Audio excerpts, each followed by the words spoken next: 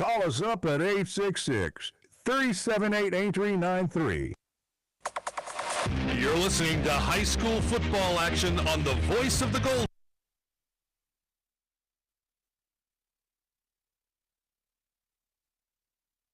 Alrighty, folks, we are live at Amador High School, home of the Amador Thundering Herd. Joey Geedy, Frank Halverson here. Frank.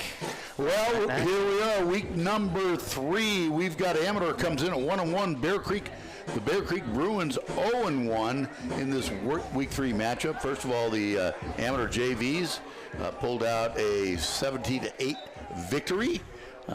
We saw them win again last week, so they're off to a good start. Amador last week, Joey, lost to Pierce 14-13. It's a game that I really expected them to win, but for some reason they just could not get anything going on offense.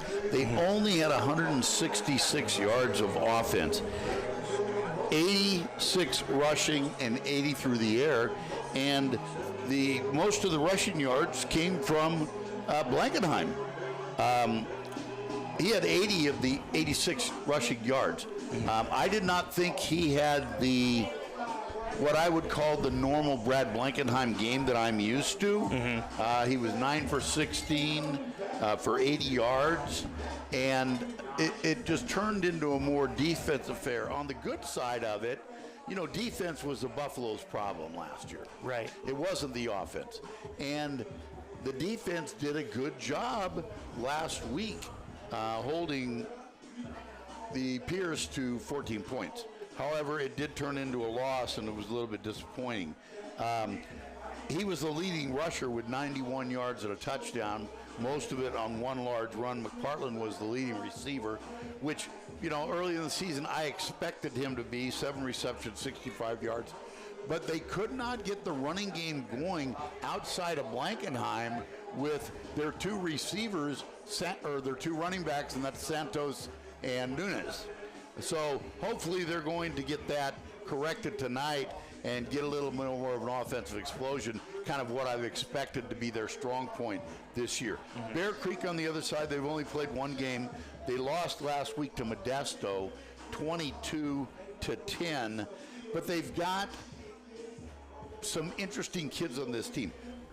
It appears from the stats last week they like to throw the ball. But they're not very good at it. The quarterback, number 15, Chan Brody, he was 8 for 25 with 2 interceptions. They did have their running back, Roberson, who was a senior. He had 90 yards on the ground and a touchdown. But their receivers. Amador and Calaveras counties call Ernie Burgess with JS West Propane. See, I had lost my feed, so I didn't know if we were on or not. Right. No, we're on. We're good. Okay, so they've got a big, interesting tight end. He's a sophomore, number 25, Christian Binder, 6'5", 215. Whoa. Tight end, defensive end, sophomore. Jalen McGee, the wide receiver. From what I'm hearing and what I'm reading, very athletic kid. So, you know, this is another game, but I said this last week, that I expect Amador to win. But they need to get their offense going early and get a little momentum going, because they had nothing going on in the first half last week and started to settle in, but they're relying too much on Brad Blankenheim. Right. Well, and you know the thing is, Frank, is looking at, you know, even those key players that you're talking about on this Amador roster, there's a lot of familiar names. There's a lot of familiar names, guys who were big impact players last year and even the year before. I mean, you know, these are guys that have been working through the system here for the Buffaloes that, you know, of course, the anticipated senior year for a lot of these guys, you know, I think that the offense obviously has a great pedigree, has the opportunity to really, you know, kind of blow a game open, but we got to get going first. Yeah, and, you know, still at this point, I said in my league preview that I see Amador with a high probability of being a playoff team this year. And that I haven't changed that opinion, because in looking around the league, Union Mine graduated a lot of talent. They have taken a big step back. They come into this week 0-2. Bradshaw Christian, Liberty Ranch. I actually am kind of thinking Liberty Ranch might be the favorite. Over Bradshaw Christian. Bradshaw Christian has made a little step back, and I think they're gettable this year. Liberty Ranch returns a lot of good players. They're really athletic. They've got a big offensive defensive line. They come in 2-0. So if we just look around the league, Argonaut, poor Argonaut. They're 0-2. They're playing at Colfax, who are 1-1. Liberty Ranch 2-0 is playing at Dixon, who's 1-1. Bradshaw Christian's at Sutter. Now, I think this game is going to be a good game. This Bradshaw Christian Sutter game, we saw Sutter 2 weeks ago. Right. And that's a good football team. And they're playing at Sutter, and I think this game might be interesting. Galt, believe it or not, is 1-1. That's right. And they're at Golden Sierra tonight, who's 1-0. Rosemont, 1-1. They're against the 0-2 Burbank team. Union Mine, 0-2 against Bear River, who's 1-1. And then El Dorado, 0-2 at East Nicholas. So I see the way that Amador's got a really shot at being in the playoffs this year. So let's take a look down on the field. The captains are out there. We've got Michael Nunes. We've got Brad Blankenheim. We've got number 5, John McPartland, and number 50, that is Arthur Andronia. We've got number 7. Bear Creek. We've got number 7, that's Aiden Guerrera. Number 5, Jeremiah Robertson. I see a 17, that's Jalen McGee. And that's the athletic kid I was talking about. Number 4. That's right. Number 4 is Taiwo Fakunli. All right, so it looks like Bear Creek has won the toss, and they have elected to receive. So we're going to step out for just a minute for the national anthem, and we're going to be back with Week 3 kickoff right after this.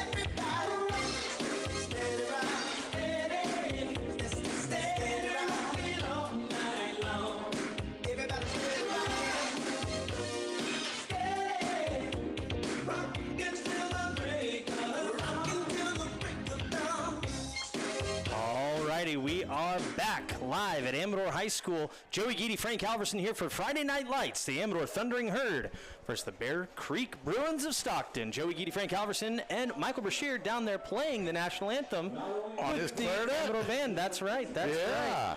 All righty, Frank. Well, it's here. It's 2025 homecoming for the Buffaloes. We've got a full moon, a beautiful night for football, and we're getting ready to kick this one off. Let's remember to thank our sponsors. Our pregame sponsor was JS West Propane. Our game sponsors, Campbell Construction, Managed Vukovic Insurance, Big Valley Ford, Armstrong & Son Construction, The Glass Doctor, Tone Associates, halftime sponsor, Conifer Communication. Our postgame show is sponsored by Mark Twain Medical Center. Call the game, Mel and Faze in the BG Lounge. Player of the game and the scoring update through the Mountain Merchants. Let's play some football. Amador takes the field, getting ready to kick off.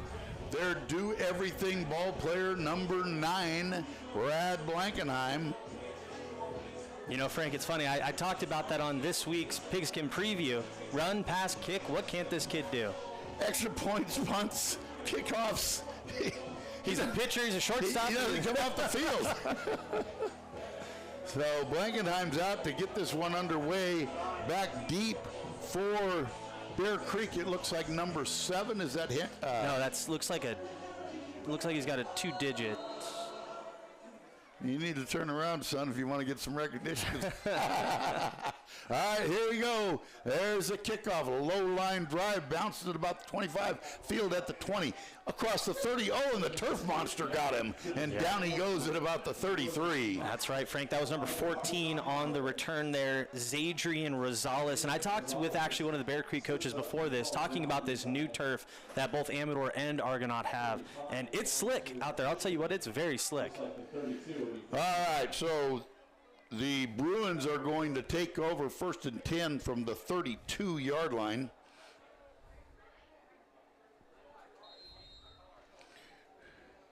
Bear Creek was obviously not there when I was in Stockton, but it's very close to where I lived. That's right. All right, in the shotgun, 2 receiver to the left, 2 to the right. Handoff trying to come off the right. Great job by the defense. That was number 58, Calvin McKenna for Amador. Also in there, number 69, Brandon Broussard. Loss of 1 on the play. Yep. Broussard doing a good job coming from that nose guard, kind of playing a defensive tackle position right now, was able to get right through his lineman, find the running back, and take him down. All right, 2nd down and 11.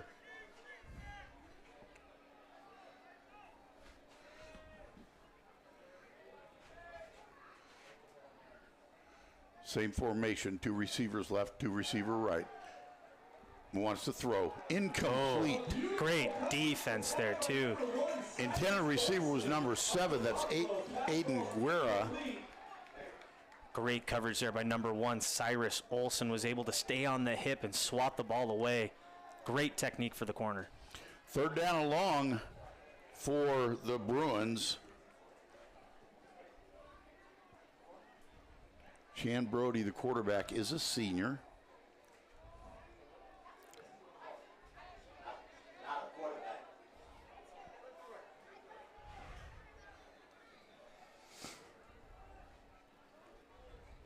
Big spread. Same formation.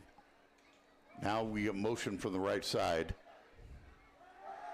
Throws back, a little bubble screen off to the left. Gets up and gets hit before he reaches the 34-yard line. Short gain on the play. It'll set up a 4th down. Yeah, they were able to get forward just a little bit, but great coverage again. Is Jalen McGee the quarterback? Yeah, number 17. 17, yeah, McGee. Quarterback right now. It doesn't have McGee listed as a quarterback. It has Brody Chan listed as the only quarterback on the roster, but it is definitely number 17, Jalen McGee.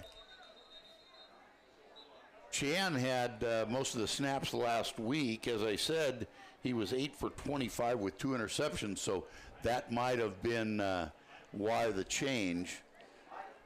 But anyway, 3 and out for the Bruins. Back deep for Amador. 32. Is number 32, that's Santos. Santos had a good game in week number 1. Going to let that kick bounce, and it's going to be down at the 30-yard line. That's where Amador is going to have it. 1st and 10 for their first possession of the game. Yeah, Santos was pretty deep on that one right there. Kind of no option for him to go and get that punt. We'd like to thank our first down sponsor of the Varsity Buffalo. Looks like they're going to be setting the ball just around the 30. Right at the 30, I believe, is where they're placing right on it. So good stand by the defense, a 3 and out for Bear Creek. Oh, I do have a Mountain Merchant scoring update from Del Oro, where the Mustangs are playing against, the Argonaut Mustangs are playing against Colfax. 7-0, Mustangs up. What? Blankenheim's going to keep it himself. Gets across 30 to the 35, up across the 40. That's a 1st down. Now it's just a scrum. But it's a first down. They're going to mark forward progress up to, it looks like, the 42-yard line. You can see Blankenheim goes on that option around the right-hand side. But he just hit that hole hard quickly. He didn't have any intention to faking, to passing, to pitching. He just was going. Look at that crowd at the end there, man. They had probably about 15 kids on there. I know only 11 are out there, but I feel like I counted more. 12-yard gain on the first play for the Buffs. Amador has it 1st and 10. Blankenheim again in the shotgun. He wants to throw. He's looking to his right. Swings it off the back, complete. Gets across 45 to the 50. Another first down across the 45 into Bear Creek territory. Good athletic move there by Nunez. See him get that little swing pass. There's some conversation with the white hat and the line judge, but I did not see a flag. I see a penalty marker yeah, down there by is. the 50 It's holding right against Amador. That one's coming back. Hate to see that. Yeah, I saw them gathering right away, but I did not see the flag on the field. That blue turf gets my old eyes every time. Frank, I have 2 Mountain Merchant scoring updates from you. From our good friend John Gilliam, athletic director of the Argonaut Mustangs. Errol Garner returned the opening kickoff for a touchdown, PAT good, 7-0 Argonaut. And Caspary to Will May, 70-yard touchdown, 14-0 Mustangs over. Oh, Caspary's back at quarterback. He is. Oh, look at this run. He busts through the line. He's going to go all the way. Touchdown, Buffaloes! Evan Santos. Man, Santos found the hole there and was off to the races. Just a ball right up the middle for him, opened up the lane, and no one on screen to catch him there. Great run there for Santos. We are going to make that our melon phase in the BG Lounge call of the game. 69-yard burst by Evan Santos.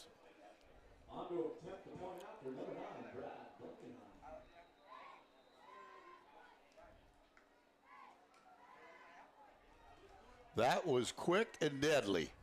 Extra point up, and it is good. There we go. And with 9:32 left to go in the first quarter, Amador Buffaloes jump out front 7. It's the Bear Creek Bruins 0. We'll be back with more first quarter action right after this. Hey, let's play some football. Mark Borchin here with Glass Doctor. We are so excited that you're doing what you love. When you need auto glass, windshields, and calibration, call Glass Doctor. Ask about our windshield protection plan. And for shower enclosures, foggy, broken windows in your home or business, please remember Glass Doctor, your neighborly company. Visit our showroom at Highway 49 and Jackson Gate Road. You're listening to high school football action on the voice of the Gold Country, KVGC and KVGCradio.com. And we're back in Sutter Creek, California at Amador High School, home of the Thundering Herd. Joey Geedy, Frank Halverson, Michael Brashear here. Long touchdown for the Buffaloes. Wow, that was a lot more explosive than we saw the whole game last week, I can tell you that. That's right. Woo! Here's another kickoff, low line drive, back bounces in the end zone for a touchback. So Bear Creek's going to start at their 20-yard line. That's where they'll have their second possession, 1st and 10. Frank, I can't gloss over. Argonaut is up 2 scores in Colfax right now. Unbelievable. Or in Loomis at Del Oro High School. That's Colfax as many points there. as they've scored the first 2 weeks combined. It's awesome. That's awesome. So they're at Del Oro High School. I'll explain that. They're at Del Oro High School. They're playing against Colfax, of course. You know, we've all heard of Colfax before. Plenty of times that the Mustangs and the Buffaloes have played against them. Their field is currently being worked on. It's under construction right now. They're redoing the whole complex. So they are playing at a neutral ground of Del Oro in Loomis. All right, here we go. 1st and 10 for the Bruins. Their quarterback is number 17, Jalen McGee. Very athletic kid. Amador jumps off sides. That'll give the Bruins 5 yards. A little different formation that the Bruins have come out with this second possession, where they had a slot and a split on both sides with a single back. Now they've got split backs next to McGee. Yeah, jumped off sides there was number 50, Arton Dronia, a senior here for the Buffaloes. Pretty good impact player last year for the Buffaloes. Yeah, one of the captains. Calaveras is at Ripon Christian at home. Christian. They're at home against Ripon Christian. Coach Val's calling that game right now with Greg on KVGC Oldies.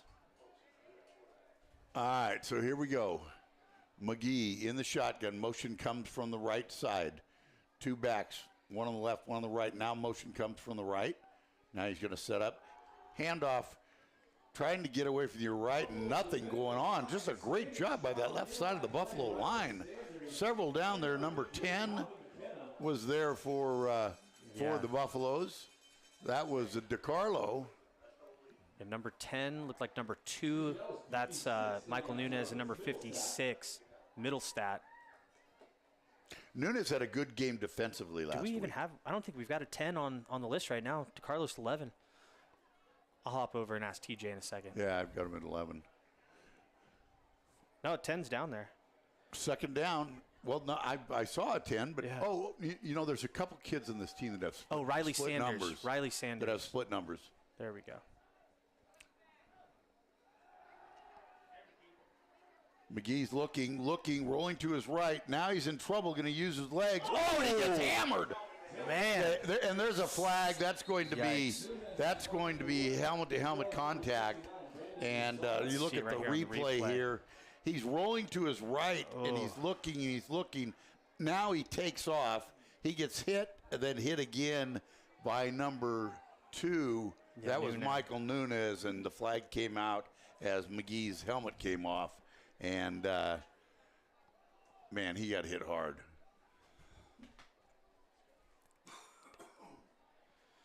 Yeah, that was a pretty tough one right there. Had him kind of stood up, coming in to clean up the tackle, but went in way too high on that one. I mean, you could see he just smoked the head of him. Well, when I was telling you about 17 in the pregame, the Jalen McGee, very athletic kid. Yeah. Really can move around a little bit. Their starting quarterback last week, Chan Brody, had a little difficult game, and so they made the switch this week to put McGee in at quarterback. McGee is up, and he's jogging off the field. In high school football, anytime a helmet comes off of a player, they have to sit out a play. Or an injury. So now they're going to march off the 50-yard penalty. And let's see, Bear Creek is going to have it 1st and 10 from their own 45-yard line. It looks like number 15, that's right, Brody Chan coming in. Yeah, that's Chan coming in. He was their starter last week, and as I told you, he was 9 of 16 for 80 yards, 2 interceptions, quarterback rating of 69.8. So Chan from the shotgun, motion comes from the left side. Going to reset as the back. Hand off to number 5, who gets hit in the backfield. Robertson was the ball carrier, but he was hit for a 3-yard loss on the play. Yeah, it was Henry Boatser coming from that outside linebacker position. Boatser had a pretty good game last week also. So it looks like it's going to be 2nd down and 13 for Union Mine, and McGee is coming back in. Bear Creek. Or for Bear Creek, excuse me. Union Mine on the mind? Yeah. So McGee comes back. 2nd down and 13 for Bear Creek. My mother lives just like 100 yards past Bear Creek. I'm going to say she's close. Only off of Davis Road instead of Thornton. McGee in the shotgun. Motion comes from the left side. Now there's a whistle on the play. Is that going to be time? Yeah. Play clock. You know, they've been taking a long time in these huddles too, so I was curious of when this was going to happen. They're taking a long time in those huddles, getting those plays going through. They were standing at the line waiting for everything to set up. These motions are coming in slower. Well, you know, the interesting thing with that in high school, a majority of your scoreboard do not have a play clock on them. Obviously, in college and pros, it's right there in front on both ends of the field, and you can see it. So these players have to manage that in their head. Right? Unless you're in a kneel-down situation, then usually the ref will tell you. They'll time you off, right. So now 2nd and long, 2nd and 18. McGee in the shotgun. McGee wants to throw. He's looking, he's still looking. Now he's in trouble, chased out, and he throws it out of bounds. No real receiver in the area, but he was out of the pocket, did get over the line of scrimmage. Yeah, there was nobody for Chan there on that side. No grounding called. No, McGee's back in. No, he is now. So now it'll set up 3rd down and 18 for the Bruins. Good to see the McGee is back up and playing.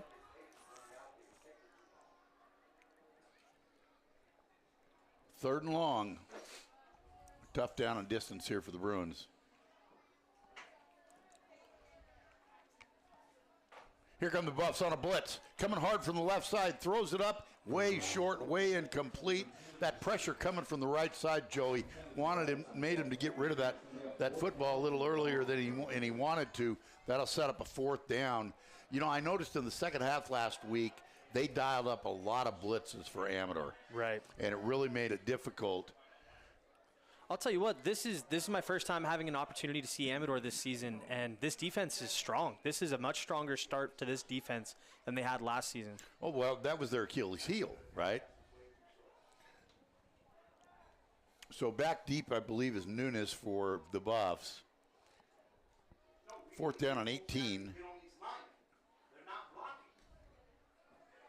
Short kick, going to bounce at about the 40, but takes a big Bruin bounce. Great. All the way down inside the 20-yard line, where it'll be down there, and that's where Amador will start their second possession, just inside the 20-yard line, leading this one 7-0 with 6:53 left to go in the first quarter. That's right, and that punt right there, that was another one of those punts that looked like it might have been a shorter, kind of higher punt, but that roll, I mean, that just sent it down another probably 20, 30 yards. You know, I would think now, after seeing 2 punts, Nunes needs to move up 20 yards from where he's standing, because he's way back there. So 1st and 20, just shy of the 20-yard line. Amador took their first possession right down. Big run by Santos to get the Buffs on the board.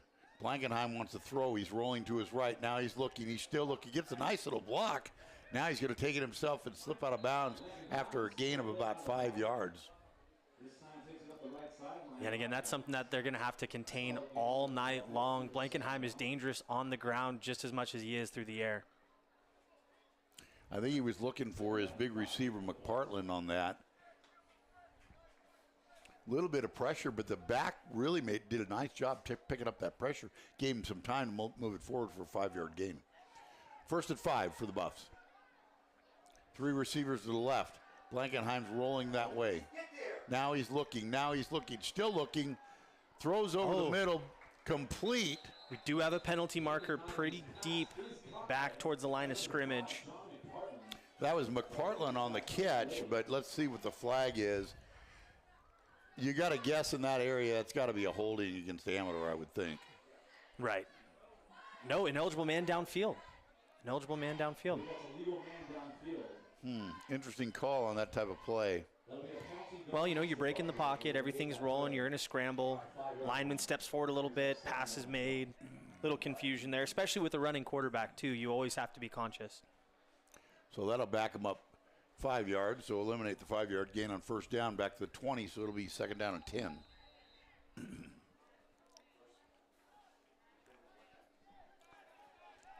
Okay, on the right hash mark here, 2nd down and 10, Blankenheim in the shotgun, 3 receivers to the left. Motion, going to give to Nunes. He busts around, Santos, he busts around the right side. He's at the 50, at the 40, and nobody's going to catch him. Are you kidding me? 80 yards, touchdown, Amador Buffalo! And that Santos kid is fast. I'll tell you what, he carried that around the right-hand side, again, found an open lane, and took it all the way down to the house. Huge touchdown there for Santos. Wow. 69 yards followed up by an 80-yard run score, and at 6:10, the Buffs jump on top 13-0, awaiting the extra point. Man, that was a huge play from Santos. Well, he had a really good game in week 1, not so much last week. Blankenheim. And, you know, I've got to attribute that. The Pierce defense was pretty darn good. Blankenheim. Oh. Kick is blocked. So look at the scoreboard. 6:10 left to go in the first quarter. Amador Buffaloes 13, the Bear Creek Bruins 0. We'll be back with more first quarter action right after this. The family of Armstrong & Son Construction and Armstrong Self-Storage are proud to sponsor Motherlode League football. Remember, when you need excavating, grading, septic system repairs, and other site work, call Armstrong & Son Construction. Or if you need a storage unit, stop by Armstrong Self-Storage for safe and secure storage. Conveniently located near the intersection of Highway 49 and Ridge Road. Armstrong & Son Construction. State license number 828209. You're listening to high school football action on the voice of the Gold Country, KVGC and KVGCradio.com. And we're back at Amador High School, home of the Thundering Herd. Joey Geedy, Frank Halverson here. Before we get to our kickoff, Frank, I have a Mount Merchant scoring update. Argonaut 20, Colfax 0 in the first quarter. Ripon Christian 14 over Calaveras 0. High kick this time, fielded at about the 5-yard line, gets up across the 20. Get hit right there. He's going to be short of the 25-yard line at about the 23. Good job by Boatser there on the tackle. So Bear Creek will have it from, looks like they're going to spot it at the 24-yard line. Their third possession of the quarter. Sorry, Frank. Another Mount Merchant scoring update. Mustangs 27, Colfax 0. How about that? Unbelievable. How about that? Fly offense, baby. Well, you put the right guy at quarterback, maybe some things might start getting better. All right, here we go. McGee at quarterback in the shotgun. Motion comes from the left side. McGee, fumble, ball's on the ground. He faked it and wanted to roll to his right, but when he tried to pull it out, the ball hit the ground, and that's going to be a loss on the play. See right here on the replay, he has the motion coming from left to right. Just as he's about to fake the handoff, boom, got hit by that tailback, dropped the ball. So that's going to take it back to the 20-yard line, a loss of 4 on the play. Frank, that score from the Mustangs came on a pick 6. Wow.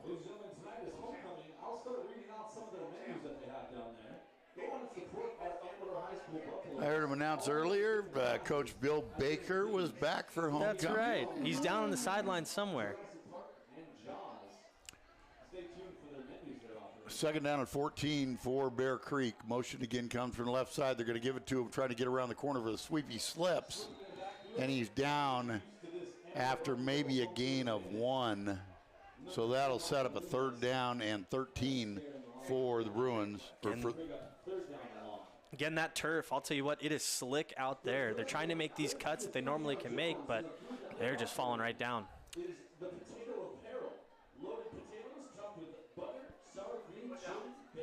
So third down and looks like 16.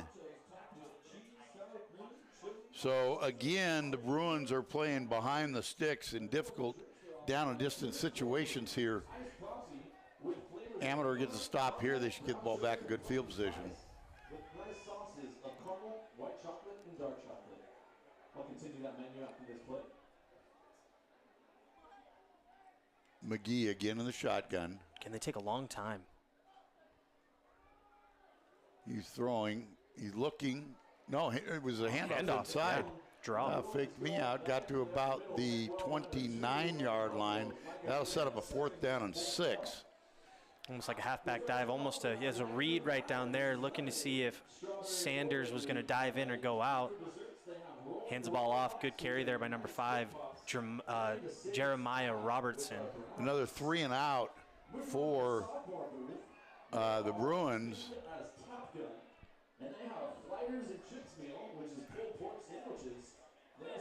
Now they're going to drop back deep. Is that number? It was Santos before, but this one's different. This is a different number here. Looks like number 18. Do we have an 18 right there? We do. Colby Nelson. Good snap. Punt is off. High kick hits at about the 41-yard line. Nelson just runs the other direction. Another Bruin roll down to the 27-yard line. where that's where Amador will start their third possession. They scored on 2 long runs, both by Santos, to lead this one 13-0 here with 3:10 left to go in the first quarter. Yeah, and again, it just didn't look like they wanted to go get that punt. Seems like this entire time they've been just letting the punts drop and just letting their offense roll. But, I mean, shoot, with Santos making those 2 big runs, why would you need to catch it? I don't know. That's always bugged me. Ricky Davis used to do that a lot in years past. I know. He didn't want anybody touching the ball, and it used to drive me crazy. He used to do it to me all the time. All right, 1st and 10 for Amador. Blankenheim in the shotgun. Got 2 backs with him. Blankenheim's going to keep it going to his right. He's going to keep it himself. He gets hit.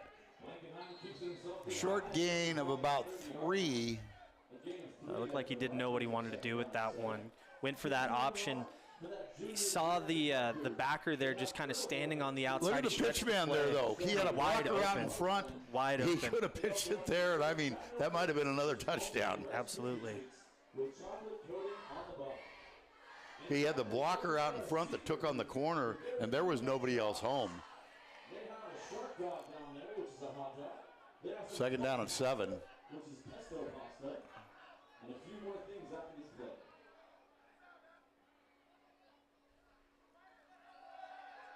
There we go. Now he pitches it out wide to number 2. Nunez. That was Nunez. You know, they've been using Nunez in a little bit different of a way this year that I've been seeing. Last year they used him very similar to the way they used Ian McElfish last year, where they'll have him at that F or that Z position on the outside, but then bring him back into tailback. And obviously it looks like Santos is carrying a lot of the weight there at tailback. So it looks like they've got 3rd down and 5 now for the Buffs.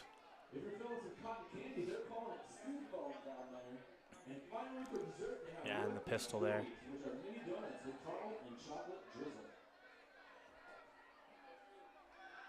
Blankenheim wants to throw. Oh, he got pressure. He got tripped up. Big loss on the play. Amador's going to be forced to punt for the first time in the game. He was looking deep and just didn't have time because of that pressure up the middle. They came on a blitz. Yeah, it looks like they sent both ends there. Just able to push him down on the backside. So it'll be 4th down for Amador, and Blankenheim will drop back to punt. Run, pass, kick. There's competition for that, right? Yes. Little rugby kick. Yeah, that's the way he always does it. Fielded about the 40-yard line, goes backward, knocked out of bounds. I think forward motion is going to have him around the 38, where the Bruins will take over 1st and 10 from there. I'll tell you what, that was pretty bold of him to catch it the way that he did. Running to the side, kind of a little breadbasket catch with that punt. I mean, especially, too, you know, the punt's obviously dead unless the receiving team touches it. But right there, that was a lot of guts to be able to catch that thing. And, you know, maybe you don't want it to roll back a little bit further. I don't know. The risk and reward there is probably pretty low. That's what I'm saying. All right, 1st and 10 for the Bruins. Just breaking the action, we'd like to thank our overall season sponsors once again. Thank you to TCCI Construction, the Sean Murphy family, and thank you to Simmons Landscape Company. All right, 1st and 10. McGee takes them to the line. Looking to get something going on their offensive here. They've had a little struggle so far in the first quarter. This is their 4th possession of the first quarter, with Amador scoring so quickly. McGee wants to throw. He looks. He throws out wide, complete at the 49-yard line. He got room down the sidelines. One man to beat. That is a touchdown.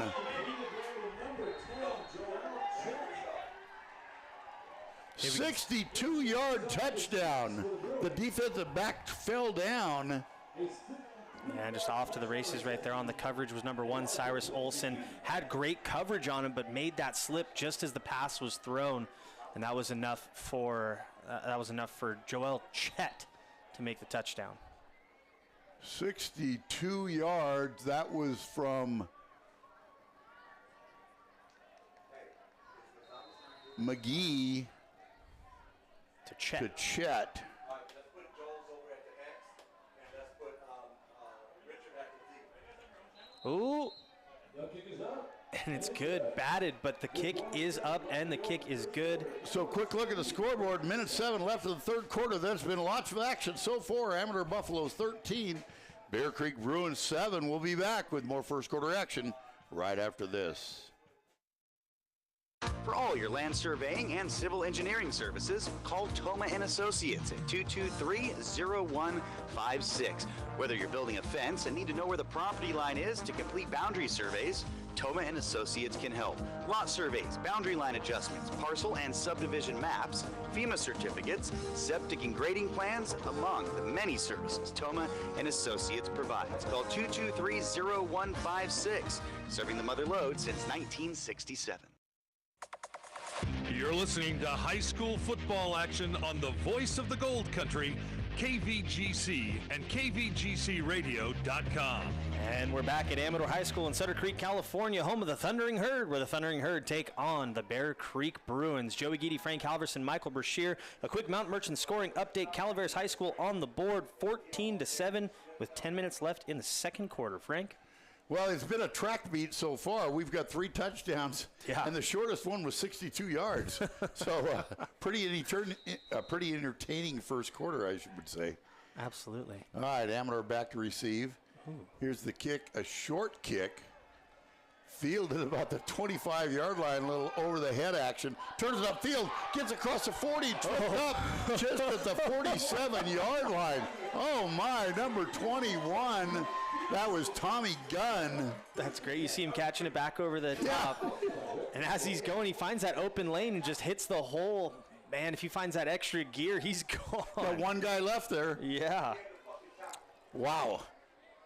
37-yard line, 1st and 10, or 47-yard line, excuse me, for the Buffaloes. That's where they'll start at great field position on their 4th possession of the quarter. 8th offensive possession in this quarter. Very unusual. Blankenheim rolling to his left, pitches it back, and knocked out of bounds for a loss. Yeah, nothing going there. Yeah, pitch went back to Santos, and he was kind of running out of room when Blankenheim gave it to him late. Yeah, I can see Blankenheim down there talking to the coaches, trying to figure out maybe there was a miscommunication on the play. So a loss of 4 on the play. It'll be 2nd down and 14. Amador with the first-year head coach, Scott Nichols. But Kentek is still on the staff. He is. I believe he is. Yes, he is. Well, according to the roster, he is. Big run up to the middle, almost back to the 50-yard line.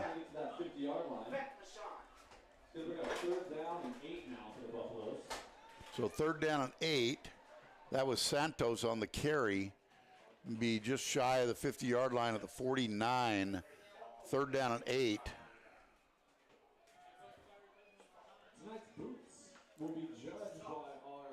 That's going to be the end of the first quarter.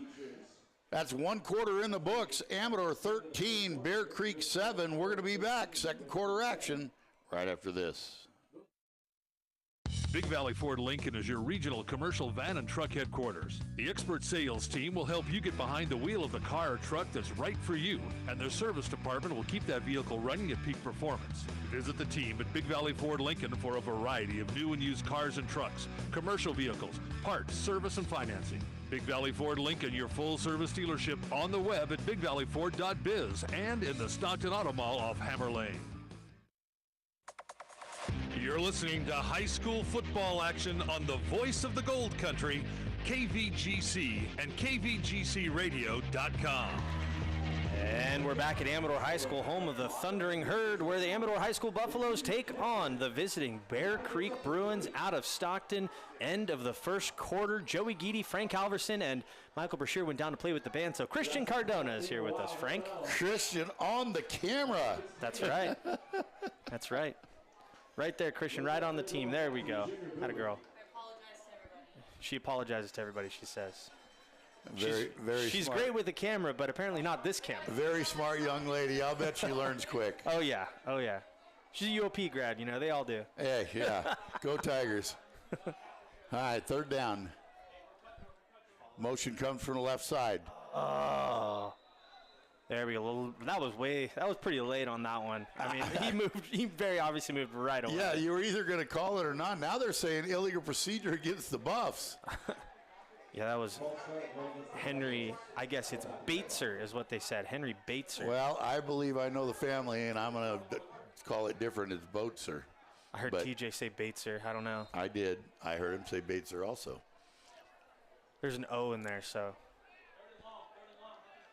All right, 3rd down and 14 for the Buffs. Blankenheim in the shotgun. 3 receivers out to the right. Looks to throw. He's looking. Now he's loading. He's going deep. Right there. Complete. There we go. McPartland, his favorite receiver. Gain of about 18 on the play. That's right. Partland does kind of a deeper run and then goes right across the middle of the field to split the linebacker and the safety. Catches it and makes a slide. Big first down for the Buffs. All the way down to the 38-yard line. Big 3rd down conversion for the Buffs. It looks like they're going to spot at 39. Thank you, Michael. First and 10 for Amador.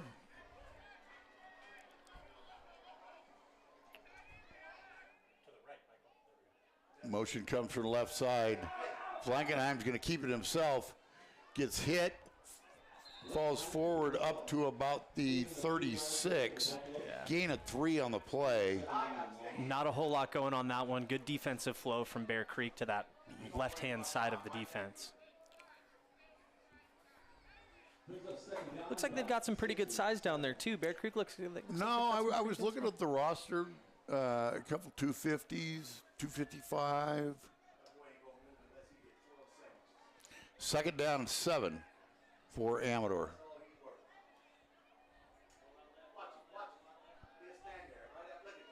Motion comes from the right side. Blankenheim keeps it, and he's buried back at the 40-yard line. Yeah, absolutely. You can just see this. He's going to send the man across in motion. And then just as the ball snapped, fakes it, boom. 3 guys on top of him. Penetration from the defense there was just... It looked like that sweep was open, but he chose to keep it himself, and it was a loss on the play. It'll set up a 3rd down and 10.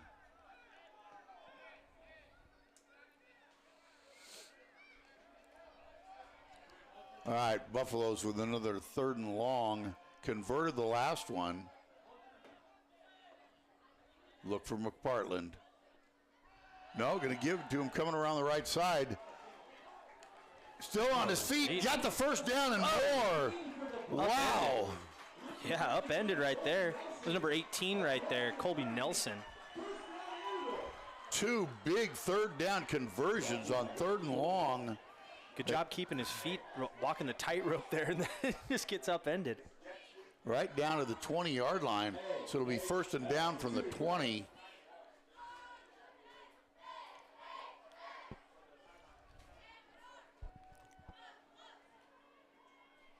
First and 10, 20-yard line, red zone. Throws a little screen to number 1. That would be Olsen. Got a couple-yard gain on the play. A little swing to the outside there. Again, walking the tightrope of the sideline. Gain of 4, 2nd down and 6.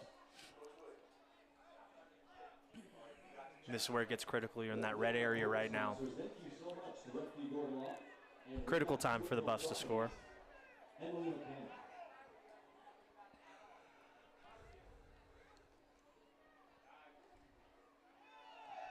Pitch to the outside, got some running room, gets across the 10, gets inside of the 5, touchdown!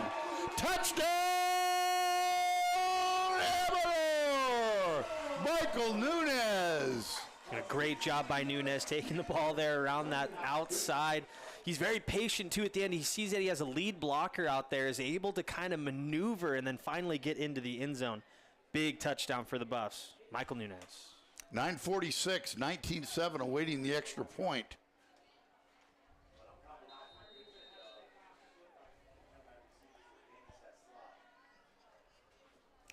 They're going to go for 2 after missing the kick on the last touchdown. Blankenheim rolls to his right. He's going to keep it himself, a strong arm, but he doesn't get in. So 2 extra points that were not converted. So Amador leads at 19-7 with 9:46 left to go in the first half. We're going to be back with more second quarter action right after this. This is Braxton Gilman.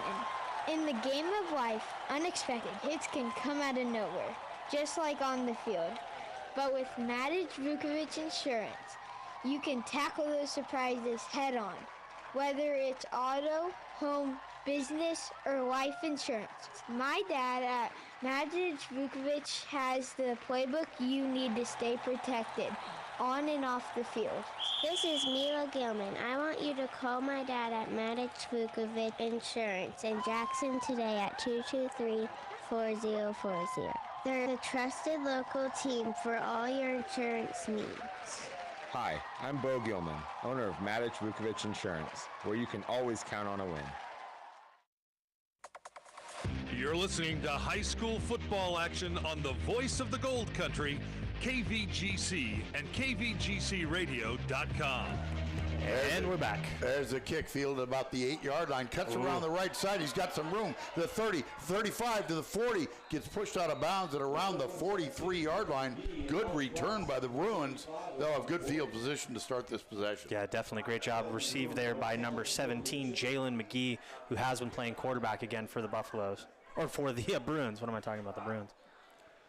All right, so it looks like they're going to spot it at the 42-yard line. That's where the Bruins will take over, 1st and 10.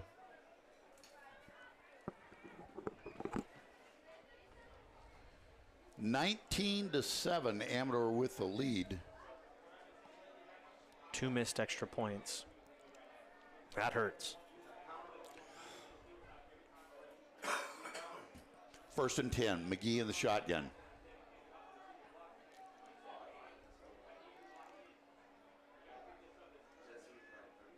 He wants to throw a little out pass on the right, complete to the 45-yard line.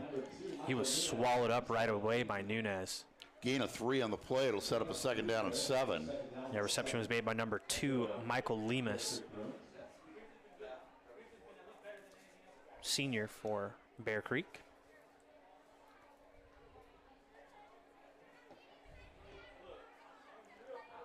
A lot of action so far here in the first half for this 2025 Amador Buffalo homecoming game. 2nd down. McGee again operating out of the shotgun.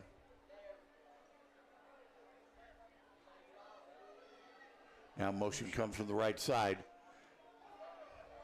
A little counter around the right. They've got the 1st down as he crosses the 50 up to about the Amador 46. I want to take a look at this one again. I want to look at the flow of the defense. You can see from the right hand to the left hand side, he fakes the handoff and goes back over. There wasn't as much defensive flow to one side as much as they had vertical pressure that they were just able, that Bear Creek was able to get around. All right, here we go. Fresh set of downs for the Bruins, 1st and 10. Ball sits at the 46-yard line of Amador.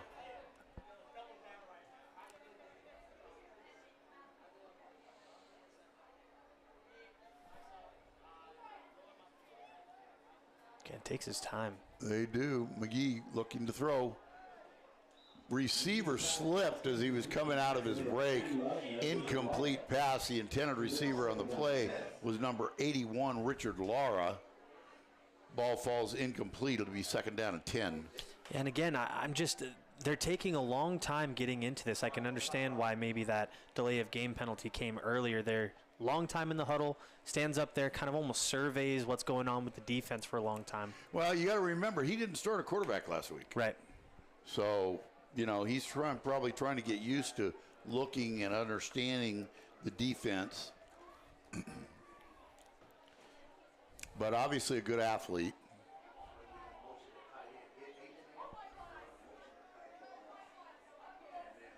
Now a shift, empty backfield. McGee by himself in the shotgun.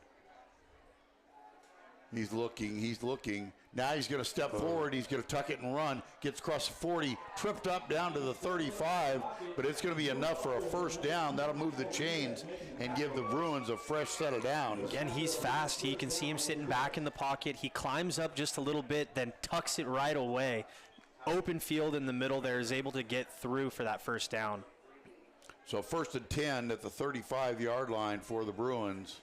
They spotted it at 36. Still enough for the first down. 7:40 left to go here in the half. Amador will be receiving the kickoff at the second half as Bear Creek won the toss and elected to receive. It was a real interesting kickoff, too, that they have. Did you see the way they kind of go down into a three-point stance? 1st and 10 for the Bruins. Shift from the left side, puts two running backs behind him. Going to hand off, trying to get around to the left. Cut down, nice job there by number 2. Yeah, Nunez. Great form tackle there by Nunez, too. For a bigger back, you want to see him getting low, and that's exactly what he did. Got his shoulder pad levels low, grabbed the legs, and went through. Great tackle there by Nunez. Gain of 3, it'll be 2nd down and 7. Take notes, young guys. Nunez is kind of playing safety, linebacker, kind of. Looks like he's playing more safety right now. I know he played linebacker last year. He kind of looks like he's playing more of a strong safety, huh? Mm-hmm. 2nd down and 7 for Bear Creek.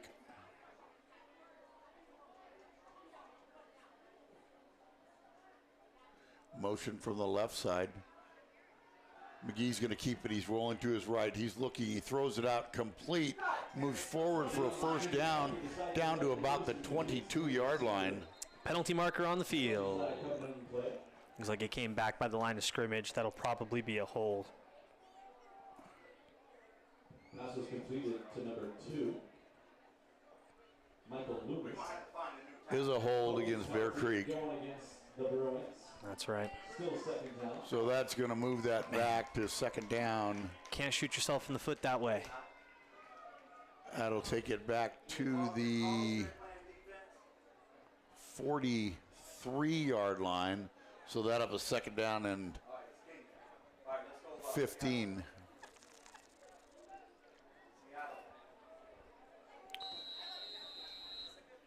Letting the clock roll.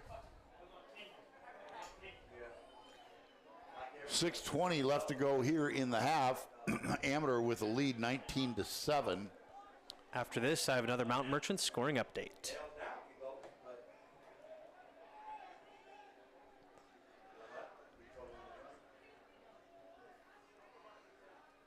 McGee in the shotgun.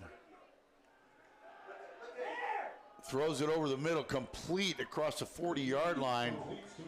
Going to be set up a 3rd down and long. That was number 10 on the reception, Joel Chet.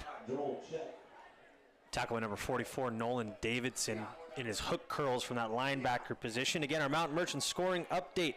Colfax has scored on about a 60-yard pass. The score is currently 27-7. Colfax has the ball with minutes remaining in the first half of play. 3rd down and 12 for the Bruins.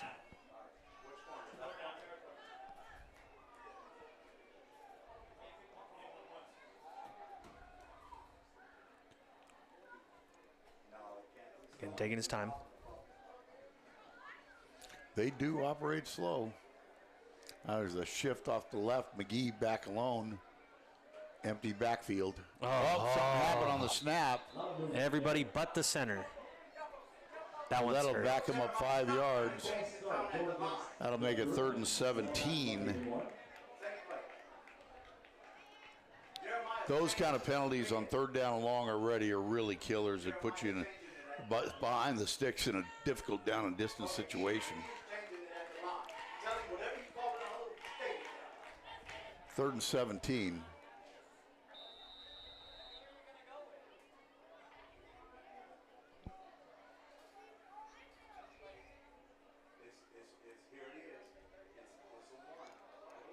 Now a shift again. McGee's going to operate from an empty backfield, 3rd down and long. Straight back drop. Pressure coming from the right side. Throws it over the middle. Dropped. Boy, he laid that right in there. That looked like it was a touchdown, and the receiver just couldn't pull it in. Yeah, you can see it right here. He steps back, makes that deep throw, stab all the way there. Oh, in and out of the hands of the receiver. Got to catch it before you can run. So that'll set up a 4th down and long with 4:38 left to go in the half. I have another Mount Merchant scoring update at the end of the first half. Ripon Christian 14, Calaveras 14. That's going to be, and that's a good game. I'll tell you what, Ripon Christian has been rated extremely highly. Modesto B, the Stockton B. I mean, they've been the Stockton record, I should say. Sorry, they've been talking about this Ripon Christian team. Did Ripon Christian play Somerville for week 1? I don't remember if they did or not. I think they did. I think they did. So 4th down and long, they're going to go for it. McGee wants to throw. He's looking. He's still looking. He's going deep down the middle of the field. That's going to be a tough catch thrown into traffic. That's going to be incomplete. That's a tough conversion there. Yeah, a whole lot of defense on that one. You can see as he's throwing the ball deep, 2 defenders right on his man. Looks like that was number 9, Brad Blankenheim, and number 21. Is that 21? Yes, Tommy Gunn back there. So turnover on downs for Bear Creek. Amador is going to take over with good field position starting from their own 43-yard line. Sorry, that was 24, Josiah Bales. Or Bayless. 1st and 10 for Amador.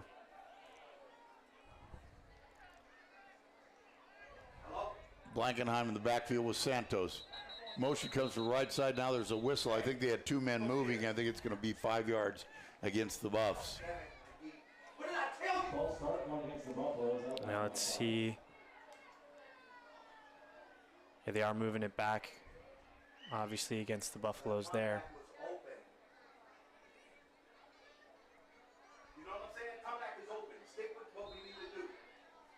Blankenheim getting back into the huddle. 4 minutes and 30 seconds left in the first half here, folks. 1st down and 15 after the 5-yard penalty. Penalties have really been a bugaboo for Amador this week and last week. Santos, the lone back, in the shotgun with Blankenheim. Motion comes from the right side. Going to give it to Santos. He gets hit immediately, gets about to the line of scrimmage and nothing else. Let me see. That looks like a wham play. You can see the motion coming from 44. Nolan Nichols back across the backside of the line, going in to let into that wham man. He totally misses that outside backer diving in, and that's who causes that play. So it'll be 2nd down now and 13 for the Buffs. 4 minutes left to go here in the first half. We really haven't seen them air it out all that much yet. Well, they haven't had to so far. Blankenheim looking to throw now. Getting pressure from the right side. Nobody home. A little miscommunication on the route there. That'll set up a 3rd down and long. Yeah, you can see Blankenheim's not happy about that, thinking he's got a receiver in the area, drops back and throws it to no man's land. Receiver cut it off on an out, and Blankenheim expected him to go up, and nobody was home there. So it'll set up a 3rd down and long for the Buffs, 3rd and 13.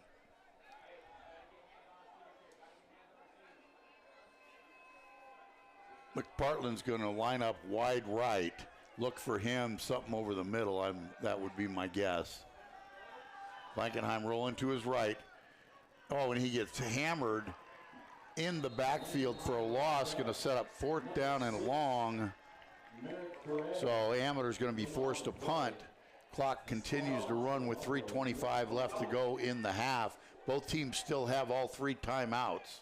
I do have another Mount Merchant scoring update. Hold on. With 10 seconds left, Ripon Christian runs back at kickoff, 21-14, a 90-yard kick return from Ripon Christian. Wow. Blankenheim drops back to punt. Going to run to his right, like always, soccer rugby style kick. Oh. Gets over the receiver. He touched it. That touched his helmet. I'm telling you, that touched his helmet. Let's take a look. There is no signal yet. So we'll go back and take a look right here if Michael got it. Yes, as he pushes him. Wait, no, that bumped off of his helmet right there. I'm telling you. As he's on the ground, it knocks off of his helmet. Well, there is conversation down there with the officials. There has not been a signal yet. Not on the initial kick, but on the bounce as he's on the ground, it popped and hit the top of his helmet. That's got to go the Buffalo's way. Well, hard to see it though. I mean, there's no replay. The kicking team knocking down the punt returner. It's fair game though. How are they going to rule that?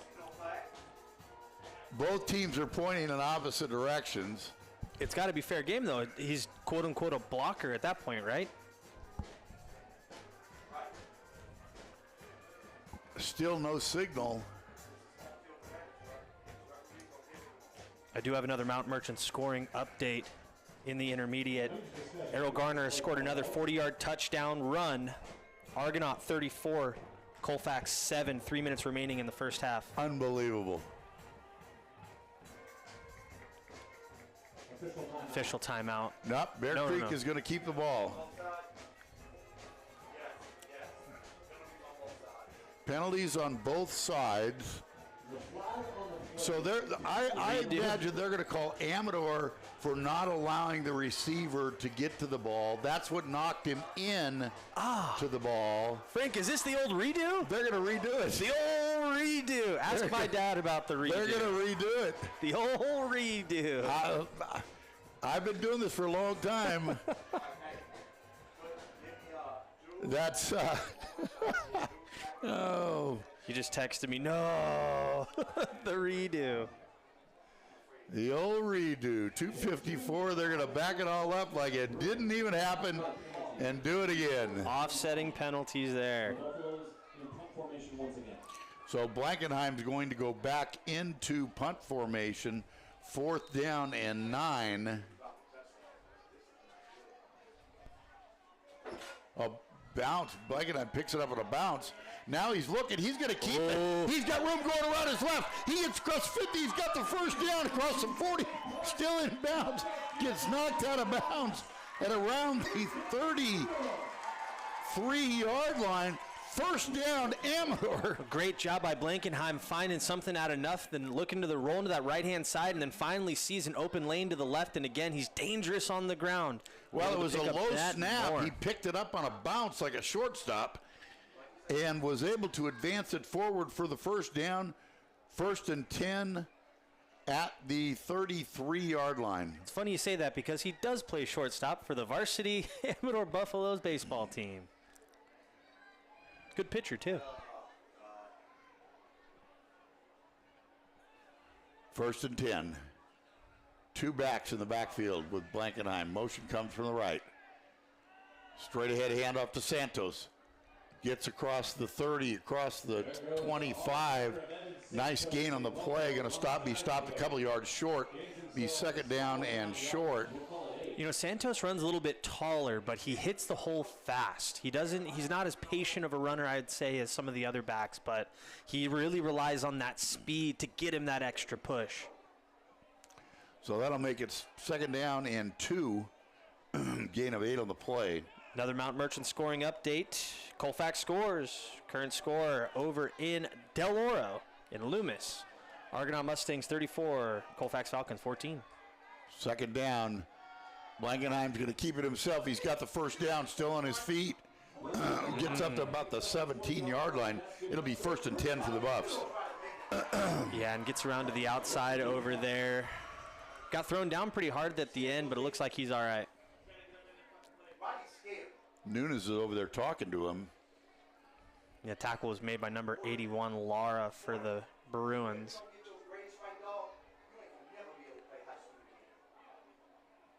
Second down and 1st down and 10, excuse me.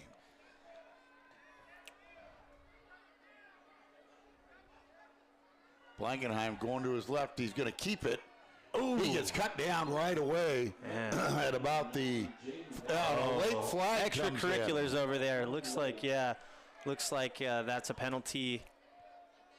definitely against Bear Creek there. Looks like number 4 might have hit Andronia at the end.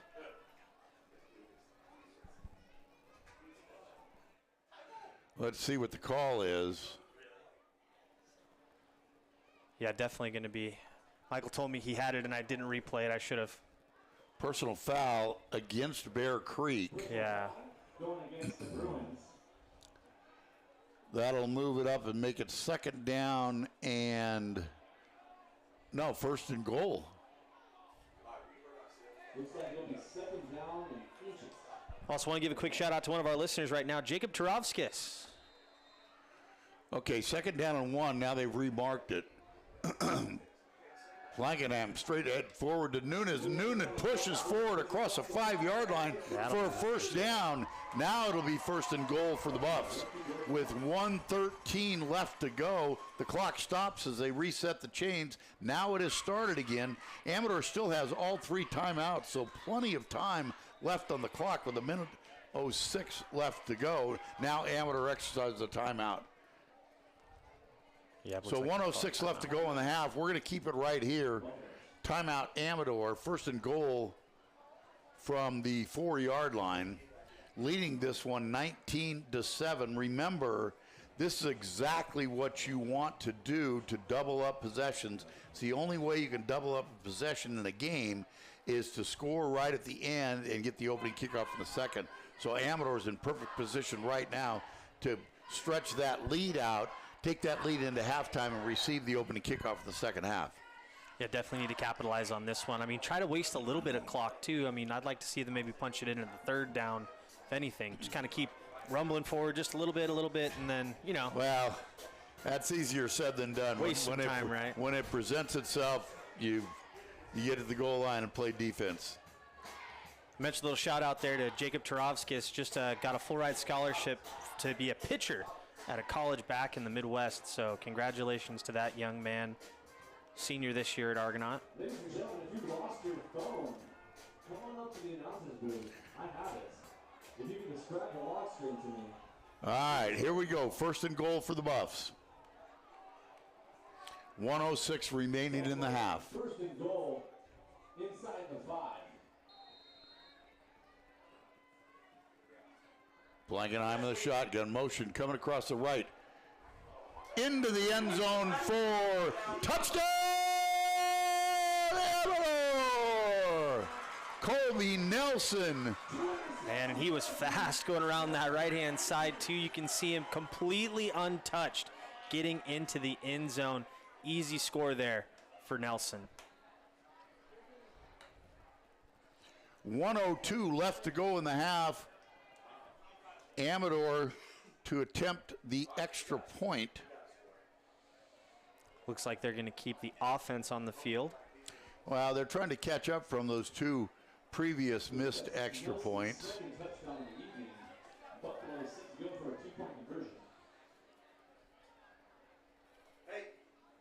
If it ain't broke, don't fix it. Coming around the right side. Oh! There's a flag on the play. Again, the conversion was stopped. However, same exact play they got the touchdown on. Nelson trying to get around the right side. Let's see what the flag is. It's like another failed extra point attempt, the third one of the night for Amador. Cost them a game last week. They're going to need to clean that up going forward. But at 1:02 left here to go in the first half, we're going to get a word from our sponsors, and we'll be right back. Finish first half out right after this. Are you planning a landscaping project? Don't have the right tools for the job? Let Campbell Construction General Engineering Incorporated give you a hand. Campbell Construction in Sutter Creek has everything you'll need for your project. From rock, bark, mulch, sand, and planting soil to a full line of tool and equipment rentals, excavators, water pumps, wood chippers, and dump trailers, and now offering cart-away ready-mix concrete. Campbell Construction has everything you'll need to get the job done right. Locally owned and operated since 2005, they're open Monday through Saturday at 175 Sutter Hill Road, Sutter Creek. Call them today, 267-5998. That's 267-5998. Campbell Construction. You're listening to high school football action on the voice of the Gold Country, KVGC and KVGCradio.com. And we're back. The kickoff goes between the legs of number 81, Lara, to be a touchback. We're back here at Sutter Creek, California, home of the Amador Thundering Herd, where tonight they take on the visiting Bear Creek Bruins of Stockton. Joey Geedy, Frank Halverson, Michael Brashear here with us. Frank? All right, Bear Creek will take over 1st and 10 with 1:02 left, all 3 timeouts remaining, trailing 25-7. Let's see what they've got in mind here. McGee in the shotgun, 2 receivers left, 2 receivers to the right. McGee wants to throw. He's looking, he throws out a little out route, complete, knocked out of bounds, right at the first down marker. That'll stop the clock. 55.6 seconds left. Solid game there for the Bruins. Looks like they're going to mark it just shy of the sticks. So it'll be 2nd down and 1.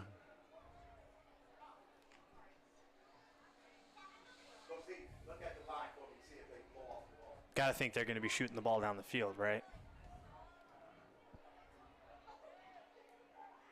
Well, I'd see, like, if they could pick up a couple quick little first downs with a couple outs, then they got time to work. They still got 3 timeouts. Draw play.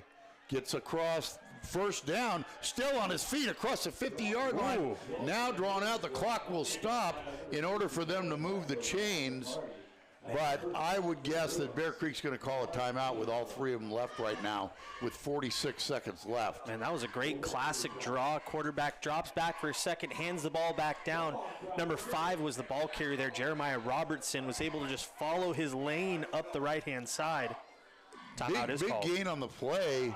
35 yards already in just 2 plays. So now they're in position to really work the field a little bit with 2 timeouts left in their pocket as they burn their first timeout here with 40.9 seconds trailing 25-7. Yeah, a lot more life here from this Bear Creek offense on this drive alone. 2 plays marching it down right now. Curious to see what Amador draws up. I mean, you've got 40 seconds left. They're on your side of the field now. Do you sit back? Do you apply pressure? Well, I would sit back in the secondary to prevent nothing gets over the top and send a blitz. Okay. Looks like Amador's kind of running a 50 defense right now, too. Looks like they're running kind of a modified 50.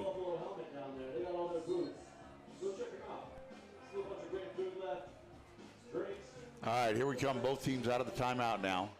1st and 10 for Bear Creek at their own, at the Amador 45-yard line.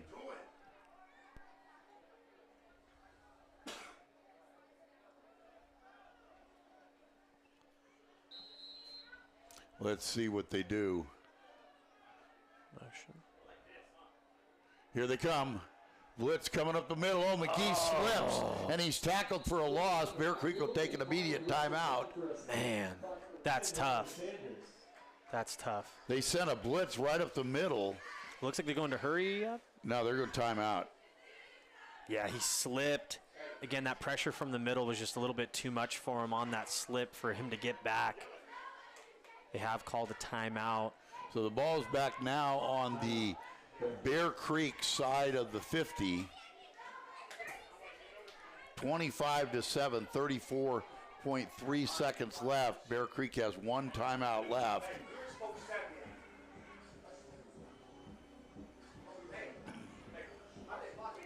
Hey, during this timeout, again, thank you all for listening on KVGC 1340 AM, 96.5 FM, also online right now, our KVGC YouTube channel.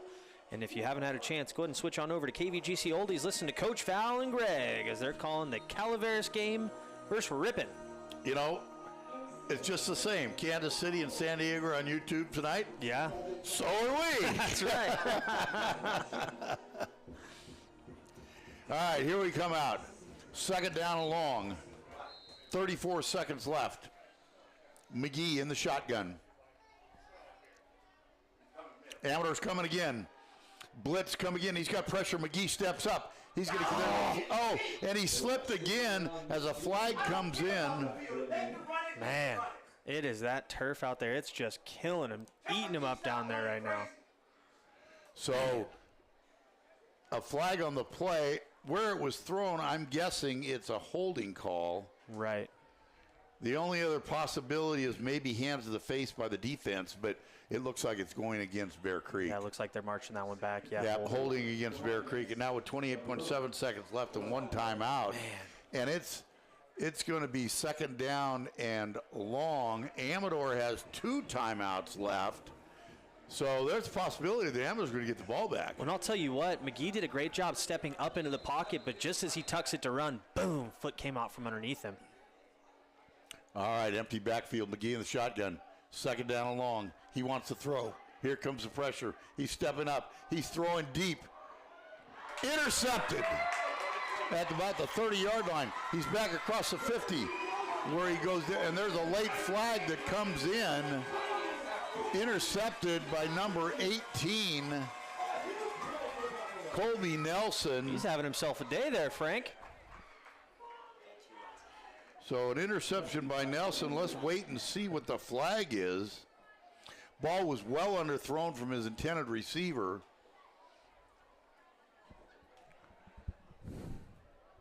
Officials discussing the call. There's 9.1 seconds left. If this stands where it is, or if the penalty is against Bear Creek, Amador's got a shot to take one to the end zone. Man, I'll tell you what. They still have 2 timeouts left. Yeah, let's see. This call is sideline violation. That's all right. No harm, no foul. That's just a warning on the first one. So Amador's. They're assessing it. There wasn't a one called earlier. Nope. He just marched it back, though. That is. Did he march it back, though?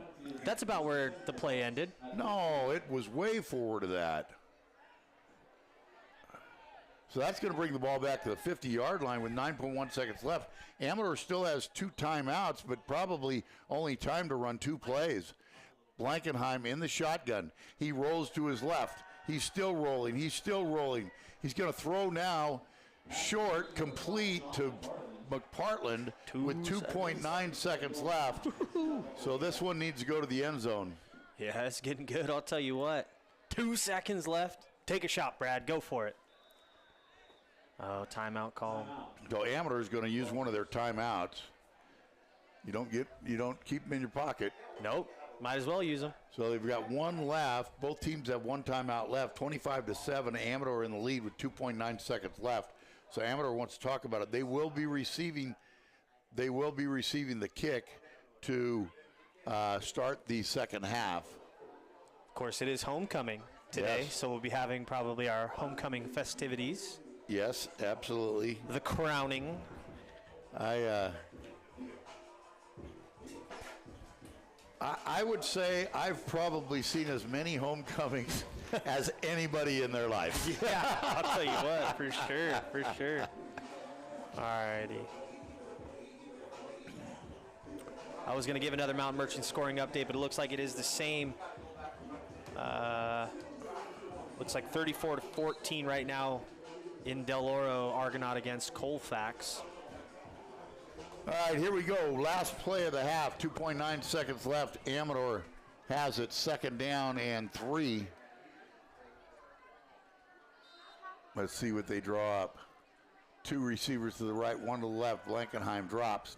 He's looking. He launches one deep into the end zone. It's going to be a jump ball. Incomplete.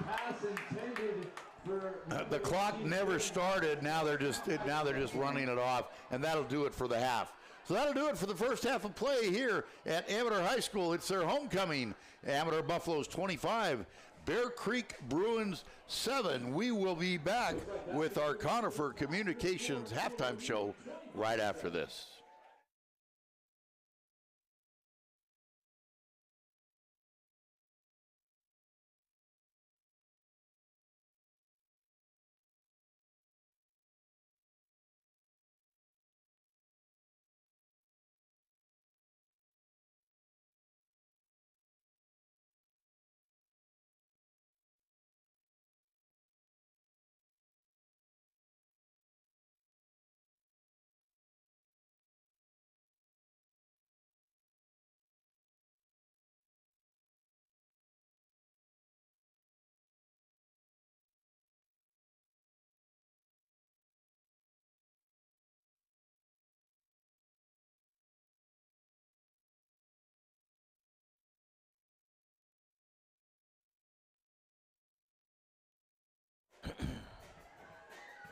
Alrighty, Frank, we are back in Sutter Creek, California at Amador High School, home of the Amador Thundering Herd, where tonight they take on the visiting Bear Creek Bruins of Stockton. Joey Geedy, Frank Halverson, Michael Brashear went down to play with the band for our halftime show.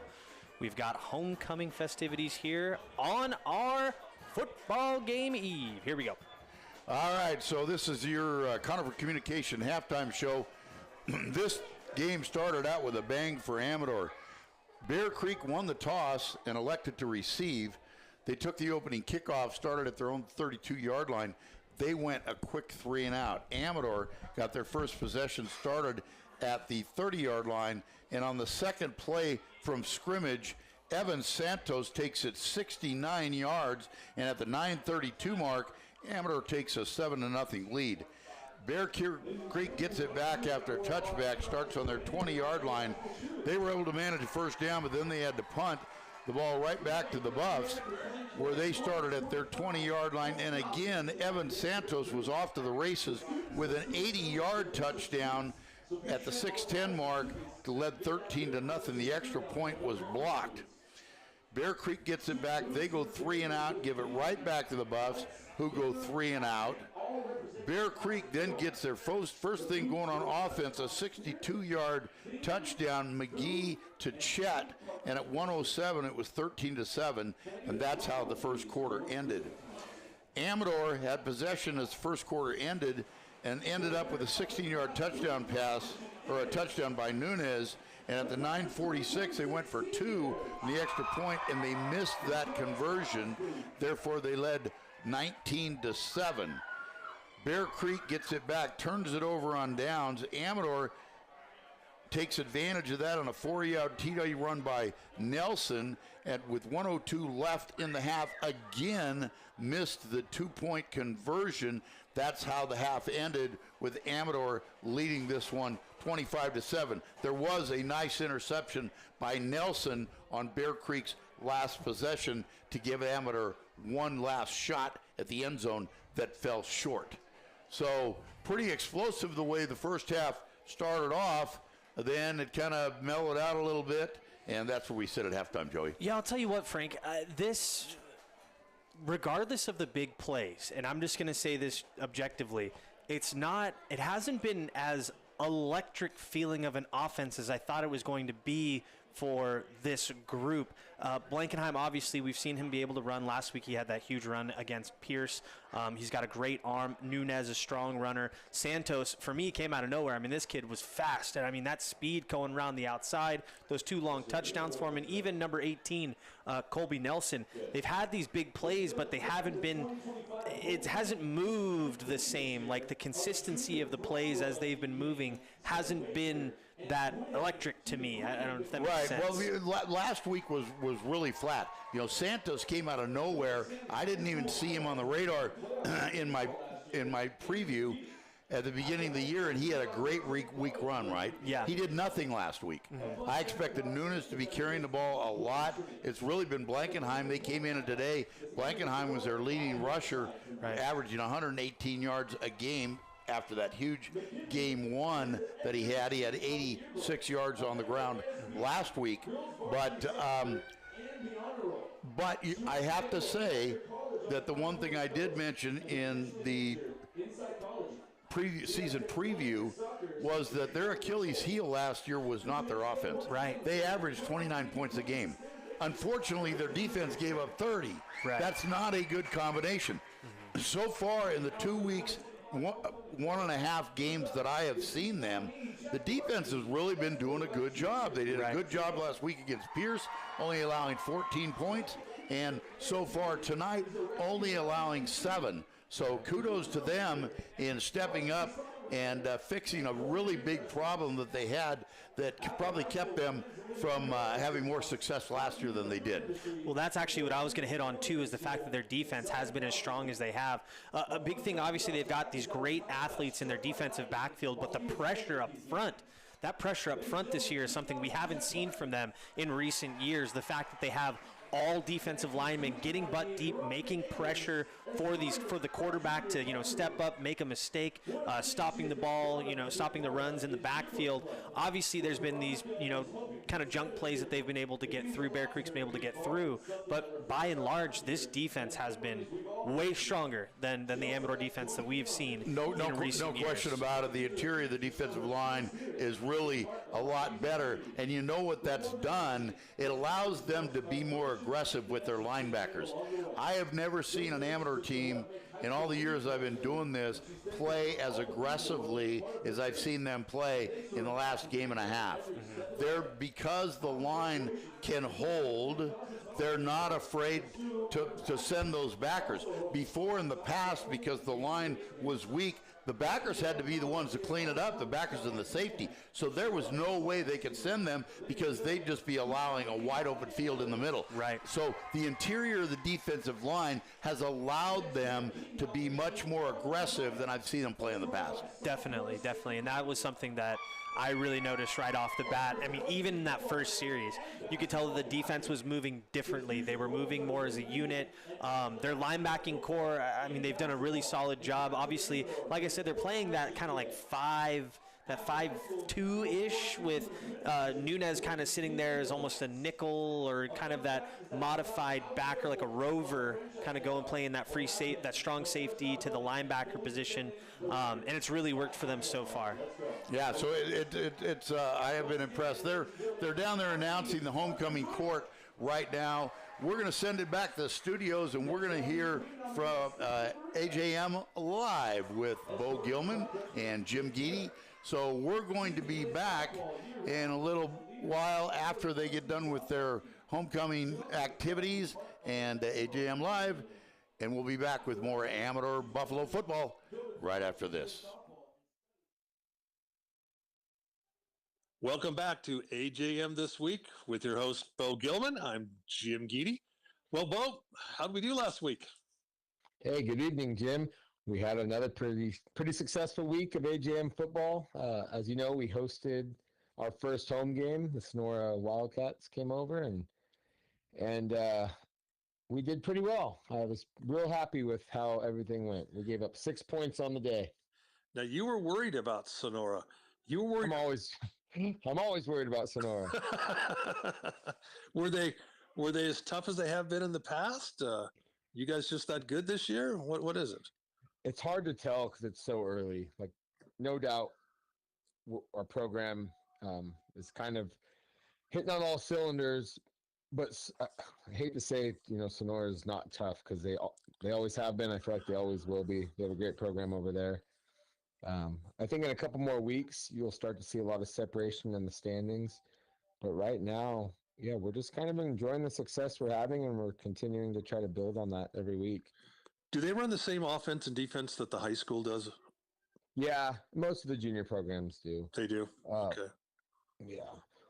All right, so how'd you guys do? So we started off with the junior novice boys, and they're really fun to watch. You got to come out and check them out. They got a couple studs on that team. They came out the gates hot, and they ended up stomping them 39-0. A little Max Womack, he ran rampant. I don't even know how many yards he had, but it was all junior Mustangs from the start on that one. The game of the day was the next level novice, our third and fourth graders. That ended up being a 0-6 loss for us in the last minute of the game. We came out the first drive, and we broke a long run, either down to like the 1 or 2 where they scored, but they called it back on a block in the back, which we actually reviewed film, and it didn't end up being a block in the back. So it's kind of a tough one to lose. But Sonora scored in the last minute of that game to take it 6-0. And like I said, that was the only points we gave up all day. Bo, is there much passing at that level? No, not a lot. You'll see 3 or 4 passes per team a game, mostly in desperation downs, 4th and long, 3rd and long. But for the most part, you don't get a whole lot of passing there.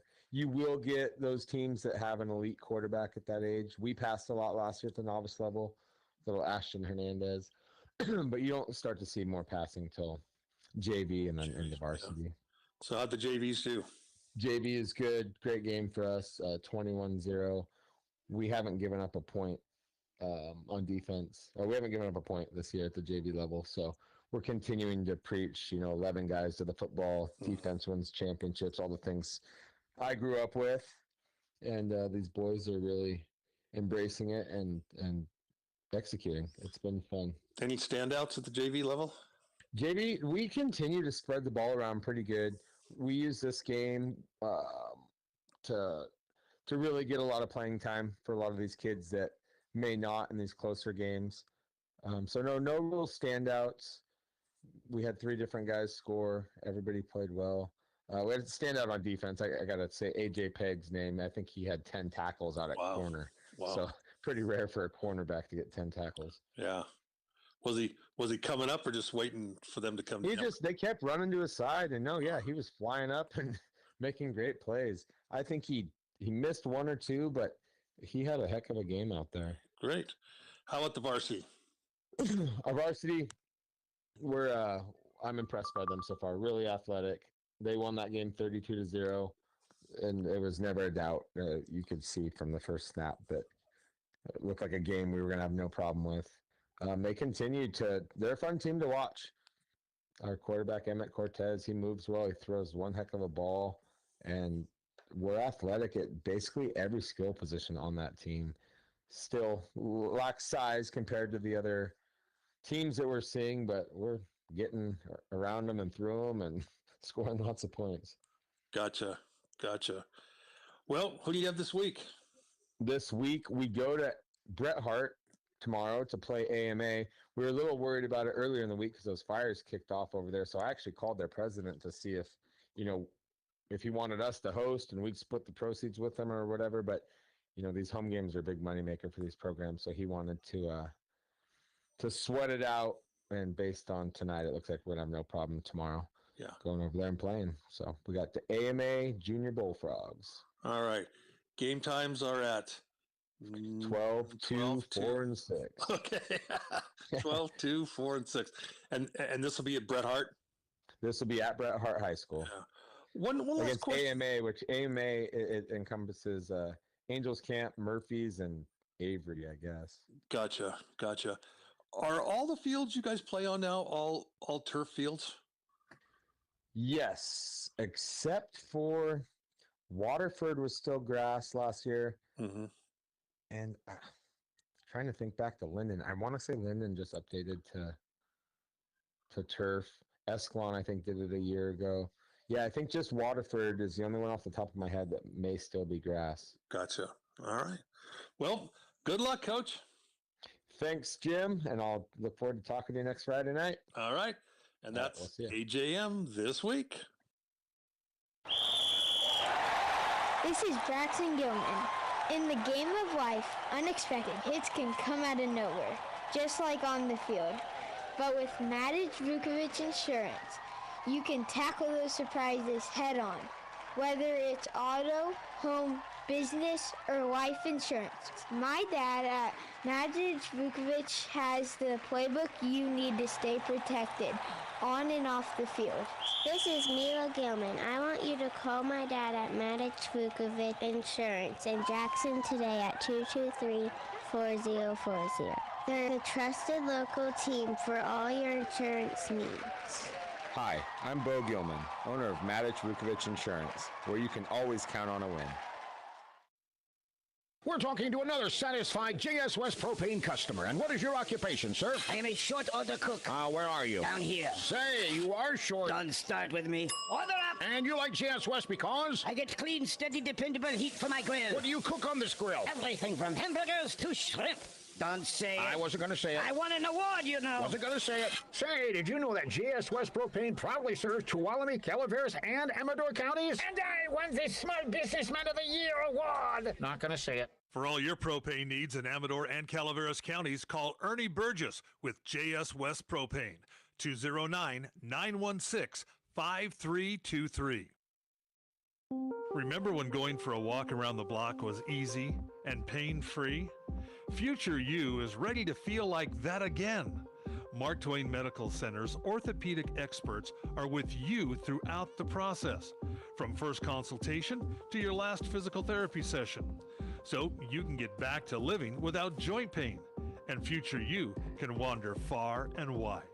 Visit marktwainmedicalcenter.org/orthopedics. Mark Twain Medical Center. Hello, human kindness.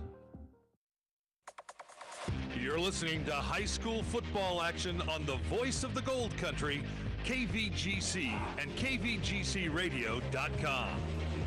And we're back in Sutter Creek, California at Amador High School, home of the Amador High School Thundering Herd, where tonight, on their homecoming night, they take on the visiting Bear Creek Bruins of Stockton. Joey Geedy, Frank Halverson here. Frank, we had our crowning of the 2025 Amador High School Homecoming King and Queen. And for your royalty, this year's 2025 Amador High School Homecoming Queen, Emma Thompson. Congratulations, Emma. And your king, Jack Parkey. So congratulations, Jack. Congratulations, Emma. Enjoy your reign this year as homecoming king and queen. Frank? All right, so that was a very entertaining first half of play. Yes. And we'll see what kind of adjustments both teams are going to make at halftime. Amador will be receiving the opening kick, leading this one 25-7. Again, we certainly want to thank our sponsors. Our pregame sponsor was JSS West Propane. Game sponsors Campbell Construction, Managed Vukovic Insurance, Big Valley Ford, Armstrong & Son Construction, Glass Doctor, Toman Associates.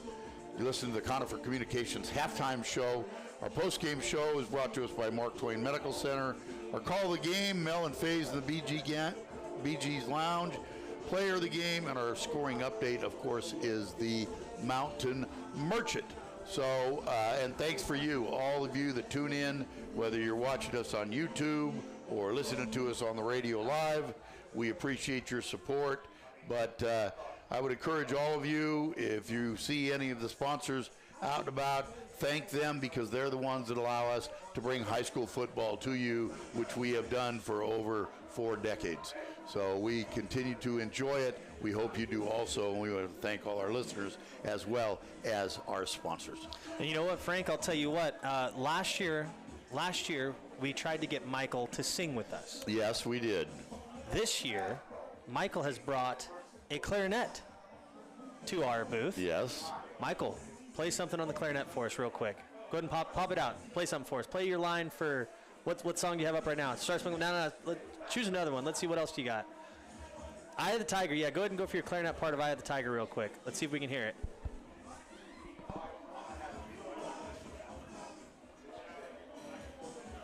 Here we go, Michael. You got it. You got it, Michael.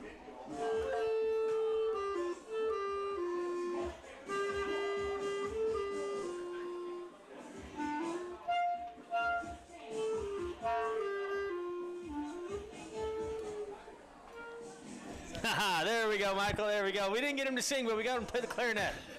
Attaboy, Michael. Good job. Much better than Squidward.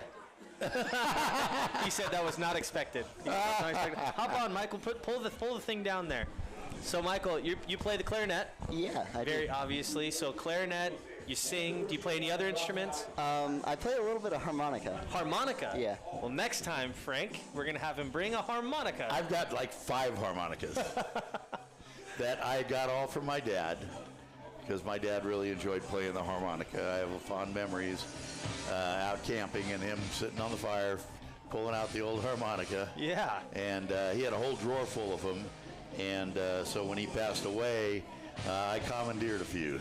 Do you know how to play the harmonica? It's hard. I can play a little. Yeah. But it's hard. Yeah. It's hard. All the holes. I mean, it's crazy. And it's you're blowing in and sucking in to get to your different keys, right? Right. And so yeah, it takes a little work, but it's kind of fun to play around with. Yeah, absolutely. Michael, I don't know if you know this, but both Frank and I are trombone players. Yeah, I heard about that from a couple games ago. The first one, that Argonaut. Right.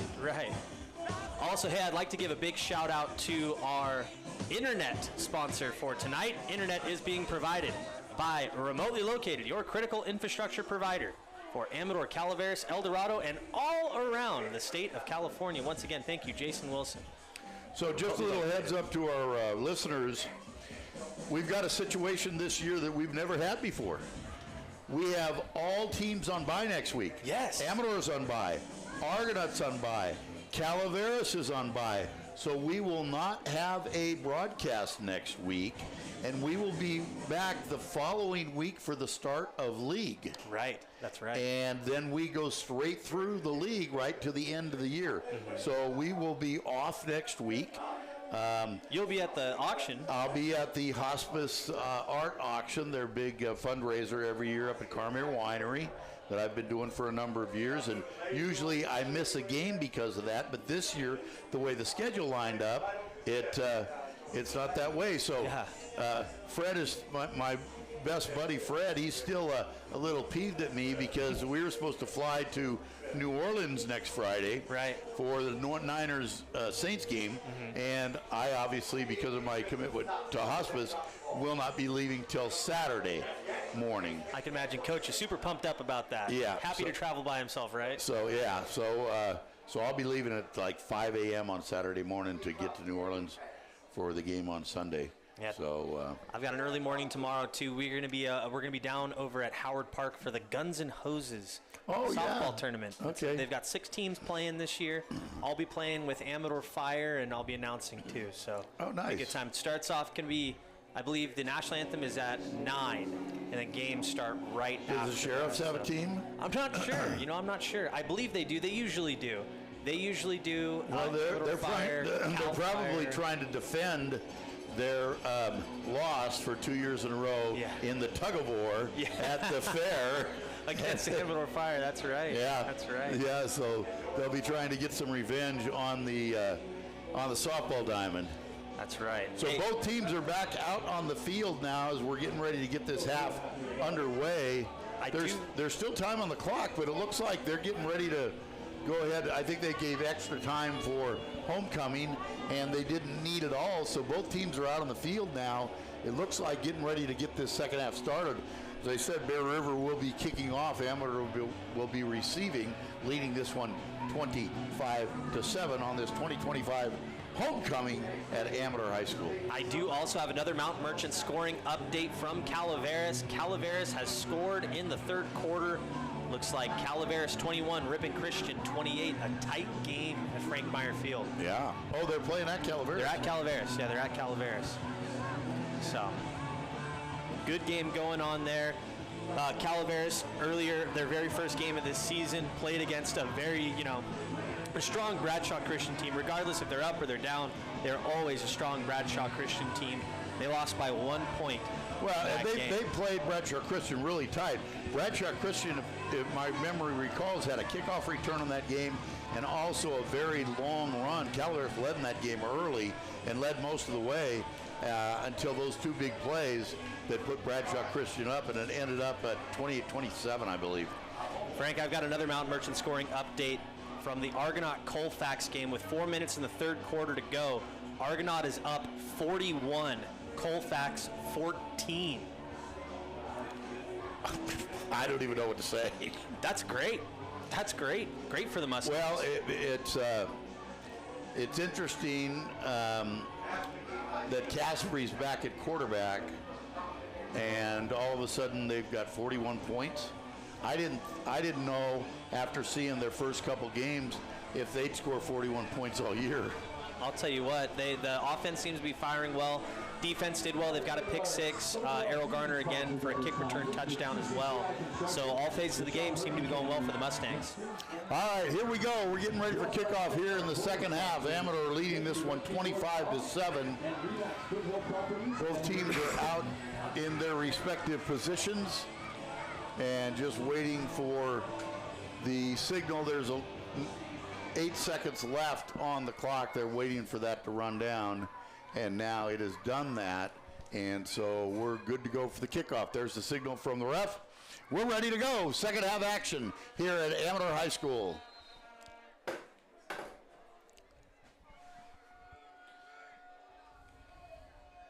All right, here's the kick.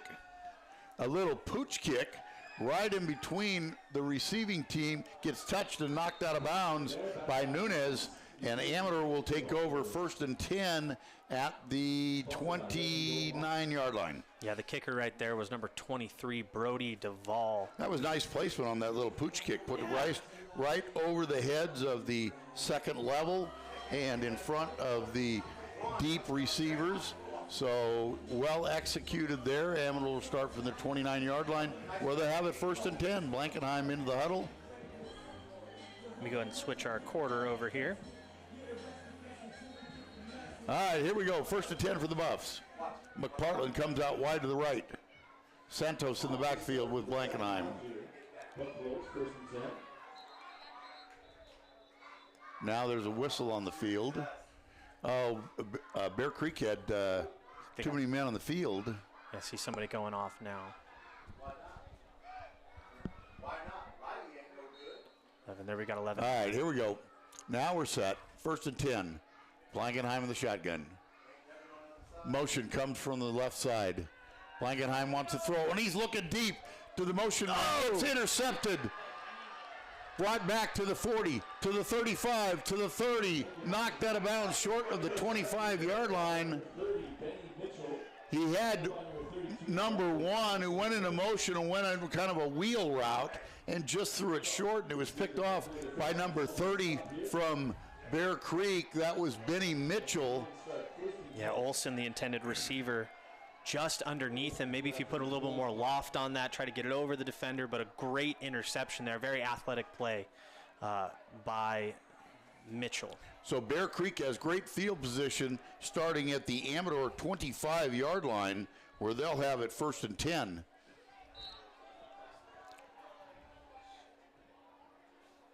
McGee in the shotgun.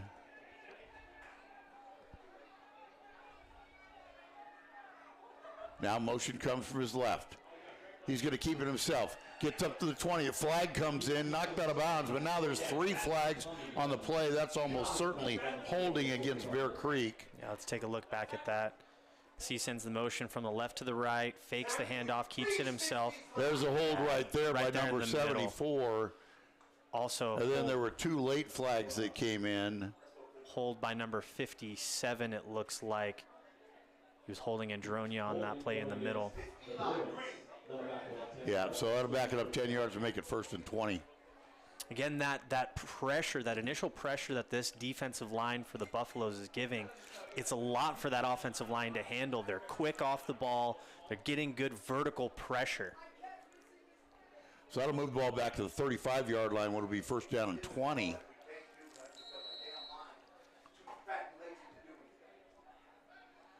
McGee in the shotgun.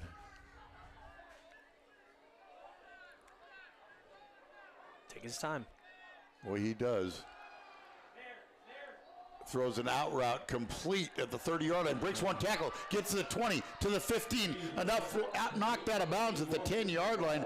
Big gain on the play. A gain of 25 yards. Slings it out to the right-hand side. Makes Olsen miss. Finally gets cleaned up there by Nunez, who comes in and lays hat. That'll set it up right at the 10-yard line. So it's just about a football length short of 1st and goal. Maybe up a little bit, Michael. So 25-yard gain on the play to get back that 10 penalty yards plus some. So 1st down and 10 for Bear Creek, knocking on the door. Trying to get back into this one, trailing 25-7. Motion comes from the left side. McGee's going to keep it himself, trying to get around a corner. Still looking for the corner, stays in bounds, knocked out on the 5-yard line. So it'll be 2nd down and 5. They only need about 5.5 for a touchdown, but they can theoretically get a 1st down without getting a touchdown. That's right. Tommy Gunn there on the defense was able to string it out a little bit wider and force him out of bounds. So now it's 2nd down and 1. 3 guys changing out on that play. Or excuse me, now they've got the flags down, so it's 2nd down and goal. The ball's on the 5. Yeah, initially they had it just outside the 10, so it was 1st and 10 instead of 1st and goal. But now they've dropped the stick, so it is now 2nd and goal from the 5-yard line. Bruins knocking on the door here. Hurry up! Ooh, aye. McGee under center for, I think, the first time tonight. Hands it off, second man through number 5. He goes into the end zone. Touchdown, Bear Creek. Number 5, that's Jeremiah Robertson. Takes it in from 5 yards out. Yeah, was able to just follow back there. That they started off in a power I formation, then went kind of into almost a wishbone formation in the backfield. He was able to get a good drive up the middle. Looks like they will be setting up for the extra point. So a quick touchdown after the interception by Bear Creek to reduce their deficit, awaiting the extra point. Good snap, kicks up, and it is good. 11:21 left to go in the third quarter. Look at the scoreboard. It's Amador 25, Bear Creek 14. We'll be back with more third quarter action right after this. The family of Armstrong and Son Construction and Armstrong Self-Storage are proud to sponsor Motherlode League football. Remember, when you need excavating, grading, septic system repairs, and other site work, call Armstrong and Son Construction. Or if you need a storage unit, stop by Armstrong Self-Storage for safe and secure storage. Conveniently located near the intersection of Highway 49 and Ridge Road. Armstrong and Son Construction, state license number 828209. You're listening to high school football action on the voice of the Gold Country, KVGC and KVGCradio.com. And we're back in Sutter Creek, California at Amador High School, home of the Thundering Herd, where they take on the visiting Bear Creek Bruins in this homecoming matchup. Joey Geedy, Frank Halverson, Michael Brashear. Frank. All right, we're ready to go. Bear Creek will be kicking off for the second time already in this half. There's only been 39 seconds run off of this third quarter so far. Amador throwing the interception. Bear Creek taking advantage of that and converting it into a touchdown. Another pooch kick. Fielded at the 25-yard line across the 30. Stutter steps, gets around the corner to the 35, to the 40, to the 45, knocked out of bounds at about the 46-yard line. Amador will have good field position to start this second possession of the half. A good return there by Nunez, able to get around the right-hand side. I like that little stutter step that he made trying to get to the edge. Didn't quite get the full corner that he wanted, but again, positive yardage. Gotta love that. First and 10 for Amador at the 46-yard line, leading 25-14.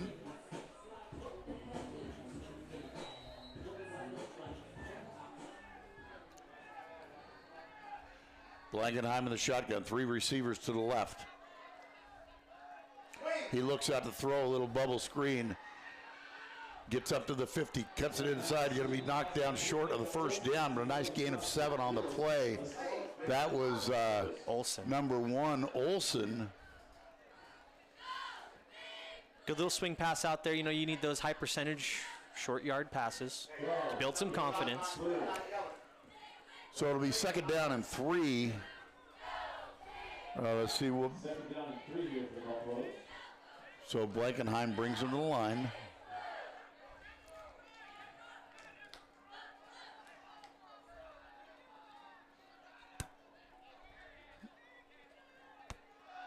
Straight ahead handoff that time to Santos. Gets the first down as he falls forward to about the 42-yard line. That'll be a fresh set of downs for the Buffaloes. And a good job by Santos there. Again, runs high, but he hits that hole hard. Santos, a junior. I like his speed.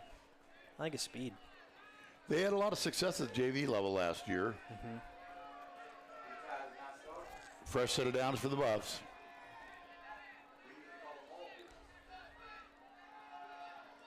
Blankenheim's going to keep it himself, going around the left side. He's got a first down and more. He's working around the left side. He's going to take it all the way to the end zone.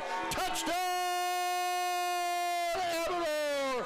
42 yards. Blankenheim to the house. You can see Blankenheim fakes that dive, goes around the left-hand side, bites the defensive end there, able to get into open field, and again, his speed is deadly too.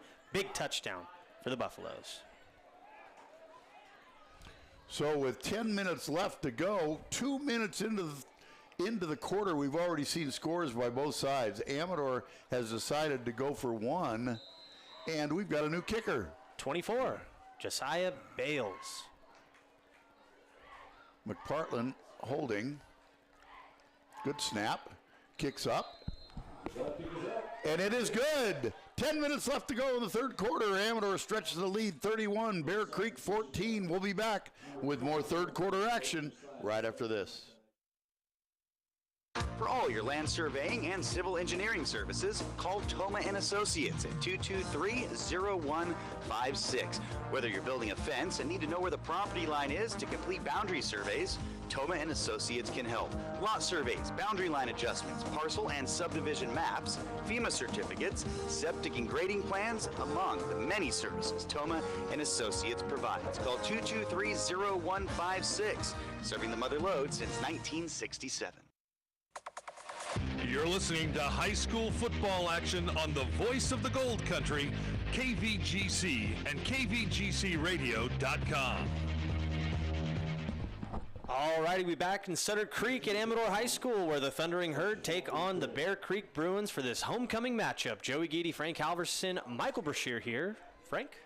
All right, we're back. Nice way to answer for the Buffs after giving up that interception and the quick touchdown by Bear Creek to come back and get a touchdown of their own to extend their lead.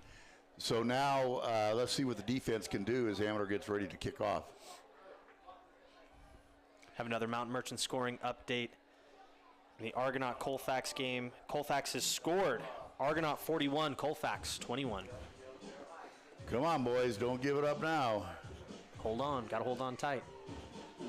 It's like Blankenheim will be back to kick the kickoff, but not the extra point.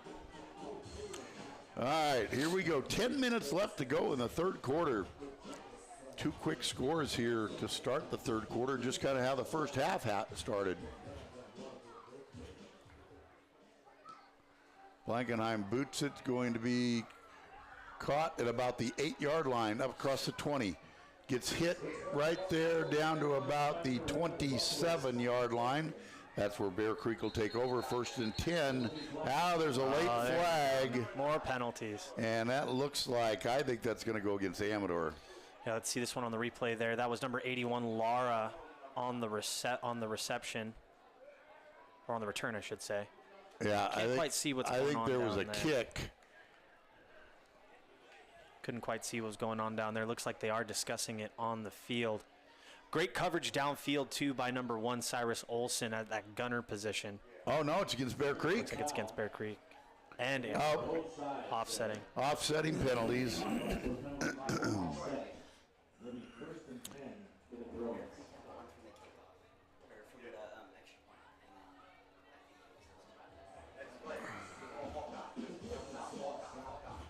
See what they're Let's see where they're going to offsetting penalties. Yeah, they're gonna place it at the 20. Well, I didn't see the ball ever get to the 30, right, but at the that's 30. where they're gonna. All right. That's where they're gonna start it at. So that's where Bear Creek will have it 1st and 10. Default to the 30.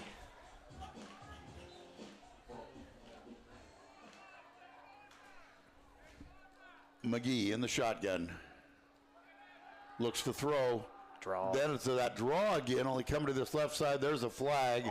This one's coming back. He got it all the way up across the 45-yard line, but that's going to come back with a hold on Bear Creek. Yeah, another penalty marker down there for him.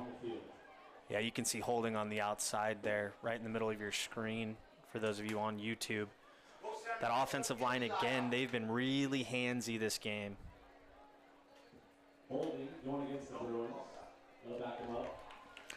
Is on number 54. He's saying, "What did I do?"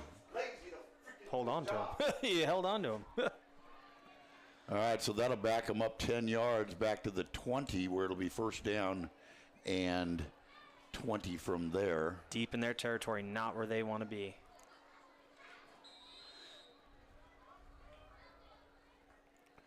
First and 20 for the Bruins. They cannot trade scores at this point.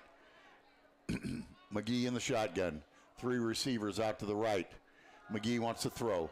He's looking. Now he's in trouble. Scrambles to his right, still looking. Going to pull it down and keep it himself, go out of bounds at about the 26-yard line. Gain of about 6 on the play. It'll set up a second down and 14. Good coverage by the defense there. Can't really see it on the screen, but down at the bottom on that left-hand side of the offense, there was actually a little bit of broken coverage with that receiver in the one-on-one, but he was rolling off to his right-hand side and definitely couldn't see back across the field. That's a dangerous thrown all the way across the field, too. That ball's in the air a long time, giving a lot of defenders time to react to that. So smart to hold on to it, take his 6 yards, go out of bounds, live to see another down. Second down and 14.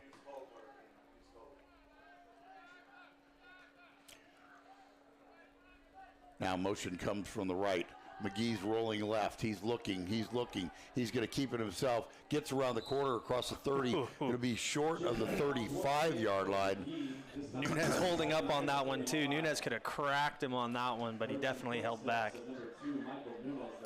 So that'll be a second down now, or third down and 7. So they picked up the penalty yards plus a little for a third down and 7 for Bear Creek, and all of a sudden Bear Creek has gotten to the line a little quicker. They'd been running very methodical, and now they have a little more urgency.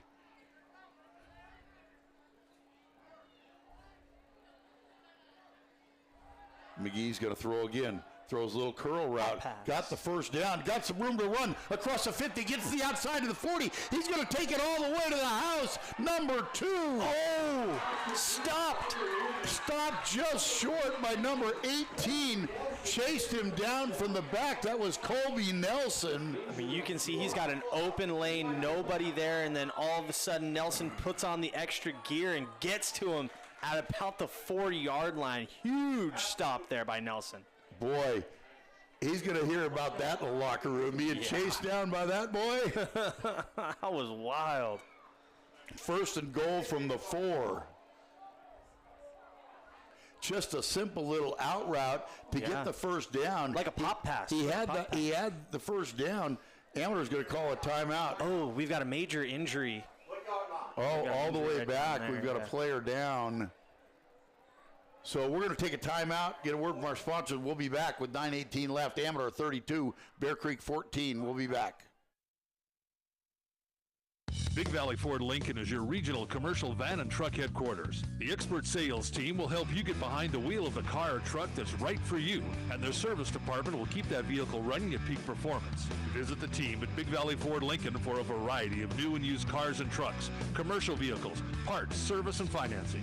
Big Valley Ford Lincoln, your full-service dealership on the web at bigvalleyford.biz and in the Stockton Auto Mall off Hammer Lane. You're listening to high school football action on the voice of the Gold Country, KVGC and KVGCradio.com.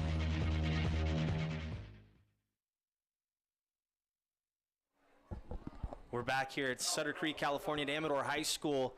Again, we're on an injury timeout for a Bear Creek player who is currently down on the field. We're at 9 minutes and 18 seconds left in the third quarter here at this homecoming matchup of the Amador Buffaloes against the Bear Creek Bruins. Amador is currently up 32 to Bear Creek's 14. I do have another Mountain Merchant scoring update from the Calaveras Ripon Christian game. With 3 minutes left in the game, Ripon Christian scores 35 to 21 right now. Ripon Christian winning that game over Calaveras. And then another score from the Argonaut Colfax game. Colfax 28, Argonaut 41 with 10 minutes in the fourth quarter left at Del Oro High School where they are playing that game. Well, good news, the Bear Creek player is up. That's number 55 being helped off the field. Kenyon Evans looks like a lower leg injury. So he's being helped off the field by a couple of his teammates. So we'll be still in a timeout here for a short time as he gets off the field. Looks like a left knee, I think is what it looks like. Yeah. And that's a big boy being helped out. Big kid. Looks like he was 55? Yeah, 6'2", 250 pounds. That's one of their bigger players. All right, so he's made his way to the sideline. No movement from ambulance or anything at this point, so that's a good sign. But Bear Creek's going to have it 1st and goal from the 4-yard line, looking to cut this to a 2-possession game. The last play was a monster play, though. I'll tell you what, great stop there by the Buffalo's defense. Colby Nelson running him down. Yeah, Colby Nelson running down Michael Lemus. All right, here we go. We're ready for action again. 1st and goal from the 4-yard line. Back in that I formation. I'll bet you they'll split it off again. Back under center for only the 2nd time tonight, McGee. Now they split. Now they're in a wishbone. Handoff, 2nd man through, cuts it inside. Going to be stopped just short. Robertson on the carry. Going to be stopped just short at the 2nd goal from the 2. 2nd goal from the 2-yard line. Yeah, they start in that power I formation and then split off into a wishbone with an up man. So 2nd down and goal for Bear Creek, trailing 32-14. If they could knock this one in, it'll cut it down to a 2-possession game. McGee again under center. 3 backs lined up that shift into that wishbone formation. Keep it around the outside. McGee's going to keep it himself, goes to the outside, cuts inside for the easy touchdown. So McGee takes it in from 2 yards out. Touchdown on the play there. As you can see, he takes it around the right-hand side. They're all expecting that dive, but he's a great athlete, able to get to the outside and just speed into the end zone there. Touchdown, Bruins. So with 7:50 left here to go in the 3rd quarter, Bear Creek on to attempt the extra point. I don't see any reason at this point not to just take the 1, personally. Looks like the offense is out there. It's still going to be a 2-score game one way or the other, but if you look at the multiples, if they take the 1. Amador's missed 3 extra points, correct? No, they're going to go back to that I formation, shift into the wishbone again. They're going to go for 2 here. Oh, they fumbled the snap. The ball's on the ground, so the 2-point conversion is no good. So look at the scoreboard. 7:50 left to go here in the 3rd quarter. Amador 32, Bear Creek 20. We're going to be back. More 3rd quarter action right after this. This is Braxton Gilman. In the game of life, unexpected hits can come out of nowhere, just like on the field. But with Matic Vukovic Insurance, you can tackle those surprises head on, whether it's auto, home, business, or life insurance. My dad at Matic Vukovic has the playbook you need to stay protected on and off the field. This is Mila Gilman. I want you to call my dad at Matic Vukovic Insurance in Jackson today at 223-4040. They're the trusted local team for all your insurance needs. Hi, I'm Bo Gilman, owner of Matic Vukovic Insurance, where you can always count on a win. You're listening to high school football action on the voice of the Gold Country, KVGC and KVGCradio.com. A short, almost an onside kick. This time it was just kicked to the 50-yard line. It was recovered by Amador. So Amador going to have great field position to start this possession as they put the ball right at the 50-yard line. We're only 5 minutes into this quarter and have seen 3 scores already. Yeah, great job by Sanders there, just able to field it and drop straight to the ground. Don't try to run it, catch that thing and drop.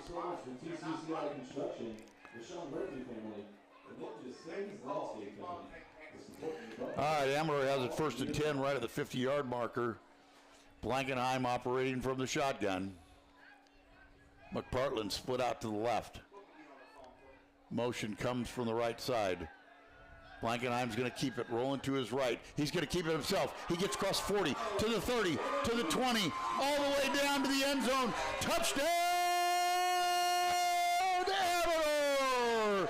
Brad Blankenheim on a 50-yard sprint to the end zone. And I'll tell you what, that option play has been killer for them. This one especially worked out well for Blankenheim. Able to make that fake, runs around, makes one man miss with a move, and off to the races. Touchdown Buffs. All right, awaiting the extra point here. Blankenheim takes it 50 yards out. Into kick. The extra point, McPartland on the hold. Looks like number 24 on to kick. Josiah Bales. Good snap. Kicks up, and it is good. 7:40 left to go in the third quarter. Amador increases their lead, 39, Bear Creek 20. We'll be back right after this.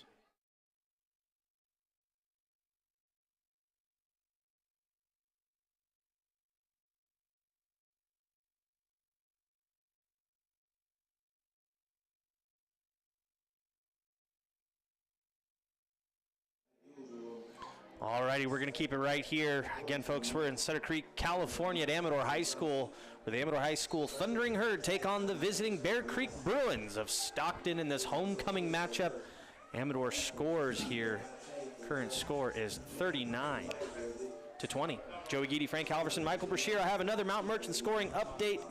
Ripon Christian kicks a 22-yard field goal. They're up 38-21 over Calaveras. And it looks like we have, I don't know if this is the final score, but we've got at the Argonaut-Colfax game, Argonaut 41, Colfax 35. Oh. I know they were in the fourth quarter. Well, this third quarter has been pretty action-packed. We're not even 5 minutes in, and we have seen 4 scores already in this third quarter. Amador getting ready to kick off. A low bouncer. Going to go out of bounds. So, Joey, share with me, last week we saw this.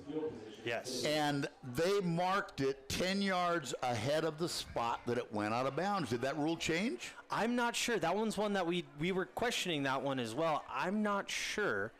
It looks like they're going to used 30. To be just to the 35-yard line, but last week they marked it 10 yards ahead of where the ball went out.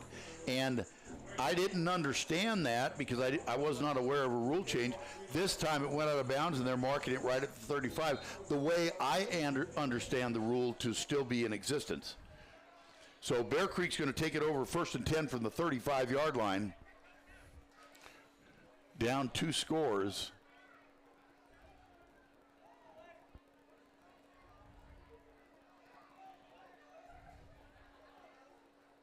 Low snap. McGee picks it up cleanly. He's rolling to his right. He's going to keep it himself across the 40, the 45, to the 50, to the 45, where he gets knocked out of bounds. 40-yard line. Big gain on the play for McGee. Great job by McGee there, rolling out and able to get some big positive yardage on that outside. You could see that he was just running out of bounds there instead of trying to make that extra contact. Good career move. That's up to the 40-yard line, 1st and 10, and Bear River's quickly to the line. As I said, they've upped their tempo here. McGee wants to throw. He throws complete at the 35-yard line. Be short of the first down by about 4. Gain of 6. It'll be 2nd down and 4 for Bear River. Yeah, reception there on the outside by number 19. That's Jarvante Gaines. Initial pressure, initial coverage was by number 1, Cyrus Olson, but cleaned up by 44, Nolan Davidson. Ball spotted at the 36-yard line, so it'll be 2nd down and 5. It's warm up here in the booth, and Michael's in a full marching band uniform. He's got to be dying right now. Yeah, it's really nice outside, but we don't have a lot of circulation going through the booth here. 2nd down and 5. McGee again in the shotgun. Now motion comes from his left side. Going to go back and reset in the backfield. Split back formation. The Amador defense jumped, and then the offense jumped. Let's see. Looks like they're calling it against. They are going to call it against Bear Creek. Bear Creek was trying to argue that the encroachment caused the offensive lineman to move, but no going. It's going to back them up 5 yards, so it'll be 2nd down and 10 for Bear Creek. Same formation, split backs behind McGee. McGee's going to keep it. Gains a couple on the play as he crosses the 40-yard line. Short gain will be 3rd down and 8. Yeah, not much going down there. Looks like there's some discussion on the field.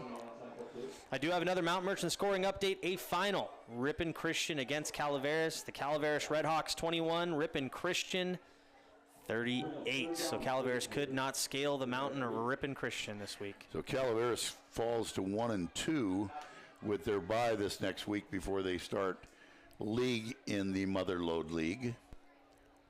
3rd down and 8 for Bear Creek.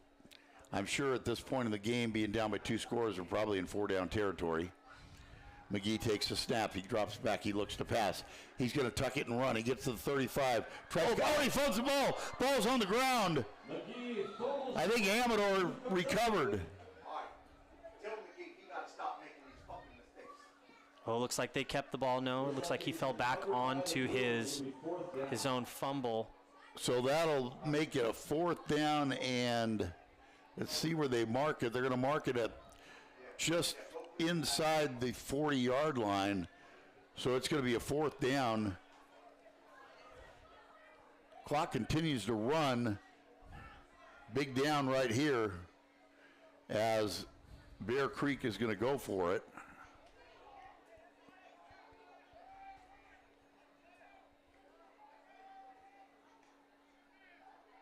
Up. That'll move them back 5 more yards. Man, that's tough right there, too. And on a 4th down and long, when you create a mistake like that and back you up another 5, that is tough duty right there. That was Javante Gaines. Looks like they're pulling him right now. So that'll put the ball back at the 44-yard line. 4th down and 13. McGee wants to throw. 4th down and long. Oh, you get sacked! McPartland comes in for the right side. Pulls McGee down for the sack. And that's a turnover on downs. Yeah, let's go ahead and see that one again. He steps back. McPartland makes the pressure up the middle, gets through, and slams him down. Ball comes out. They are able to recover, though, but too little too late. That's going to be turnover on downs. That takes the ball at the Bear Creek 47-yard line. So Amador with great field position here with 5:42 left to go in the 3rd quarter.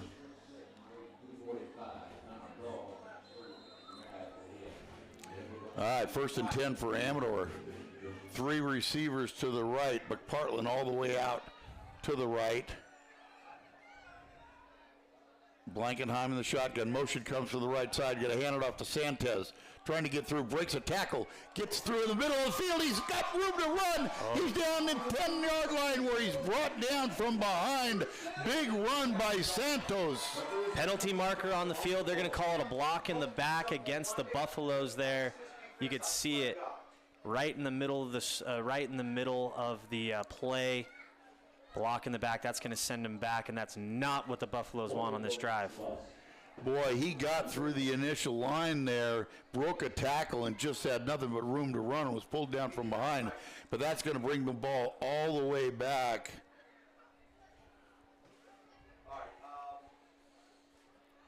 Let's see where they're going to mark that. That's a spot penalty. So it brings them just about back to the original line of scrimmage. I don't know. Santos is fast. Give it back to him. Why not? Give it back to him. Let him try it. So we'll call it 1st down and 10 now back at the 47-yard line. Maybe the Nelson sweep. Oh, he's on the side.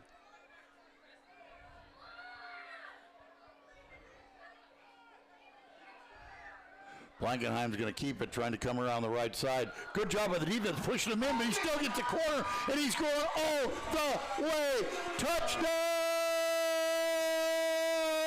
Amador!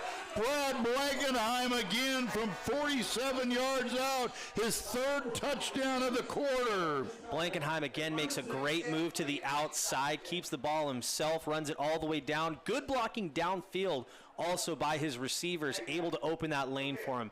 Another big touchdown. Hey, that penalty, who cares about that penalty? We got a touchdown. Wow, 5 minutes to go. It has been a scoring explosion here in the third quarter.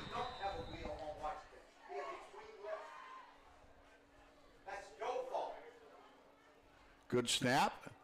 Kicks up, and it is good. 5 minutes left to go here in the third quarter. Blankenheim with 3 touchdowns in the quarter. They lead at 46, Bear Creek 20. We'll be back right after this. Hey, let's play some football. Mark Borchin here with Glass Doctor. We are so excited that you're doing what you love. When you need auto glass, windshields, and calibration, call Glass Doctor. Ask about our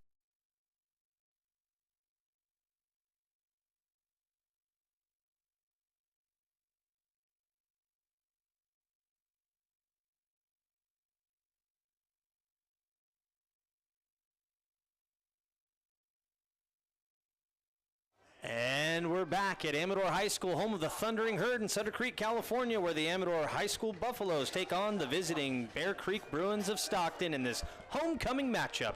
Joey Geedy, Frank Halverson, Michael Brashear. Frank?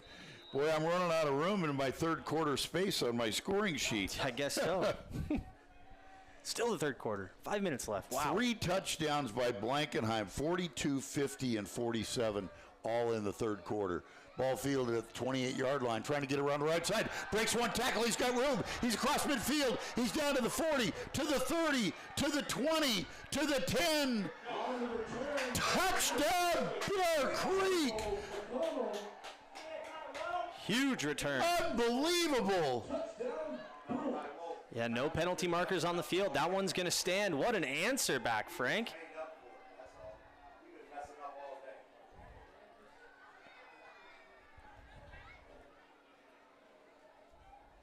That's going to bring the score up here. 62-yard return.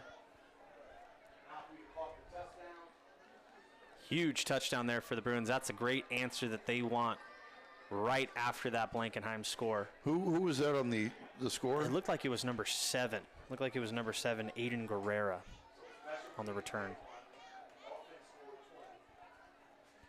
So with Guerrera's score, we've got our PAT coming up right now. Holy mackerel. Which one? Yeah, Fakunli is what I said.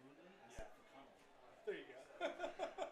Kick is up and it is good. 4:46 left to go in the third quarter. It's been an offensive explosion here. Amador 46, Bear Creek 27. Don't go away because things are happening quick. We'll be back. The family of Armstrong and Son Construction and Armstrong Self-Storage.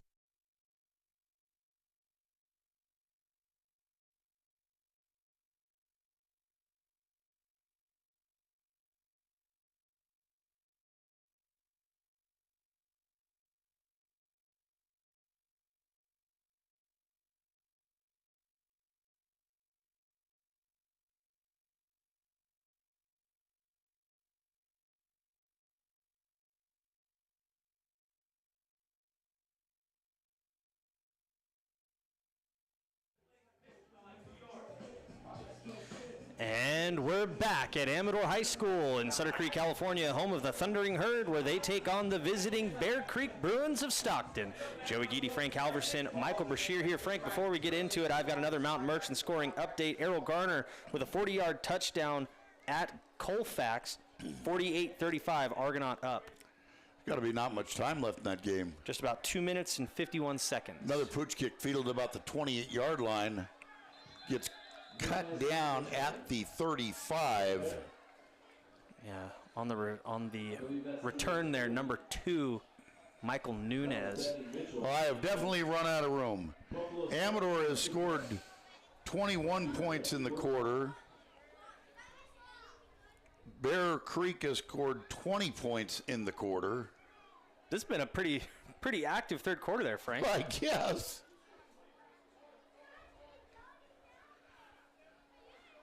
You know, Bear Creek found a lot of that life with that interception that they made. Well, they were able to get that quick touchdown right there to open up the first half.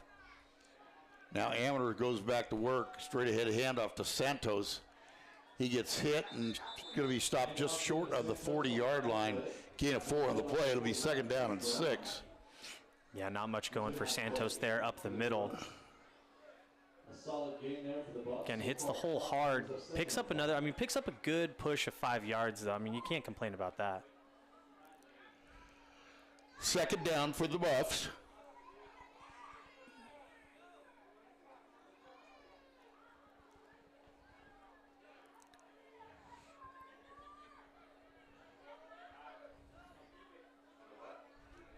Blankenheim now in the shotgun.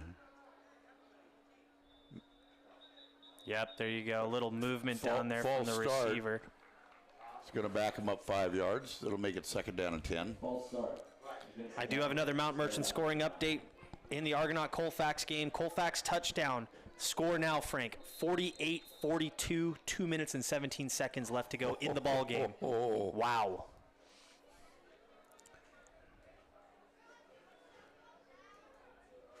All right, here we go. 2nd down and 10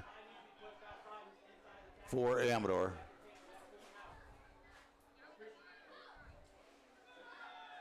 Blankenheim's going to keep it. Pitches back, going off to the left, up to the 40-yard line. That was number 2, Michael Nunez. So gets back to 5 penalty yards. It'll set up 3rd down and 5. And a good job by Blankenheim there, reading and making that pitch. He's only done it a couple times. He's really liked to carry it himself, but I like that he made the pitch out there to Nunez to get that extra yard. 3rd down and 5 for Amador. 3 minutes left here to go in the 3rd quarter.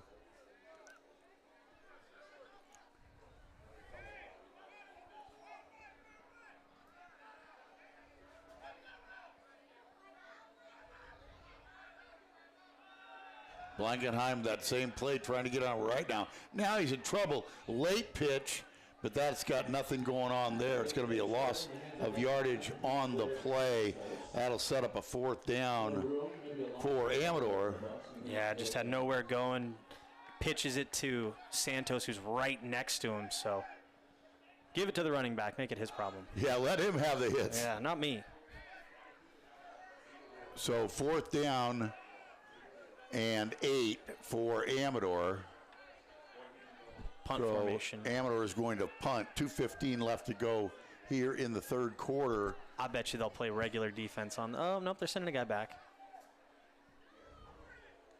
Low snap. Blankenheim slips. Oh, and he is down. High school rules, when you hit the ground, the play is over, even though you're not touched. And what a big break for Bear River. That is going to give them outstanding field position at the Amador 29-yard line with 2 minutes and 4 seconds left to go here in the 3rd quarter. Man, that is so frustrating. That what a disappointment. I mean, just to get out there, you have good position to make the kick, and just as you go, boom, your feet come out from underneath you. That's tough for Blankenheim. So Bear Creek takes over at the 29-yard line. Great field position. Trailing this one by 19. So 3-possession game at this point.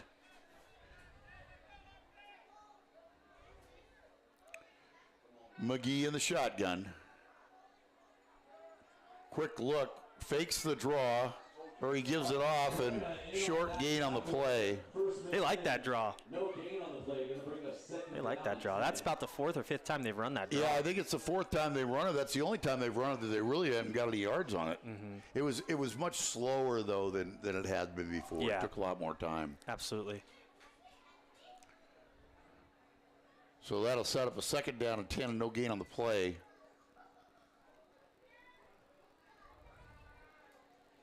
The Amador is in, it looks like a 50 defense. Outside backers there are McPartland, and it looks like Sanders. 2nd down and 10 for Bear Creek.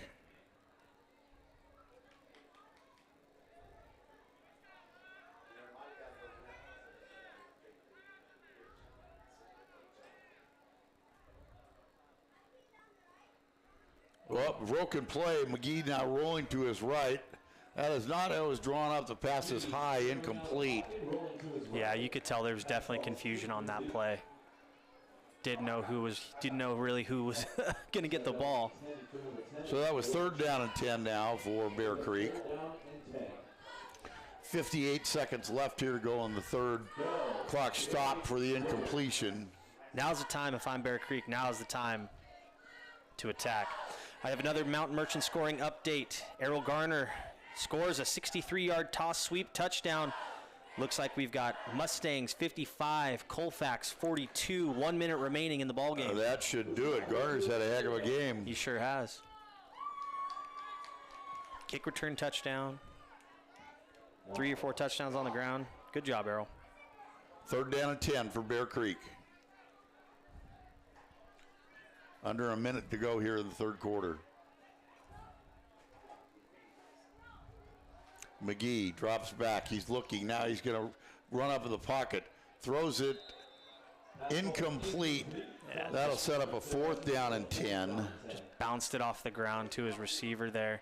Had a little bit of open room. Maybe could have tucked it and run it himself, but he's been pretty slick out there. Fell down last time. So. 52 seconds left here. 4th down for Bear Creek. Trailing 46-27. We're still in the third quarter. Yes. Yeah, we're still in the third quarter. And it's 10 o'clock. Yep. 4th down, big down for Bear Creek right here. Trying to get back into this. It's a 3-possession game. Jeremiah on the wrong side.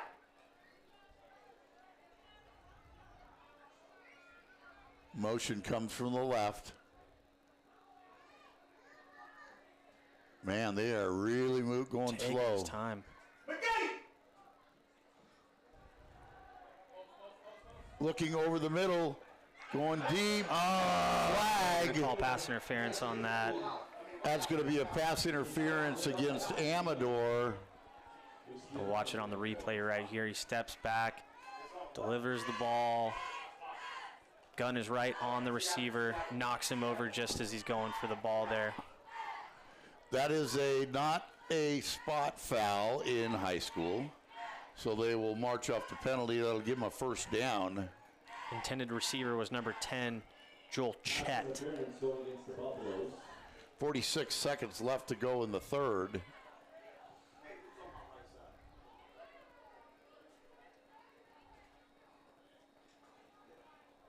Ball will be placed at the 15-yard line. 1st and 10 for Bear Creek. They have had some success down here in distance.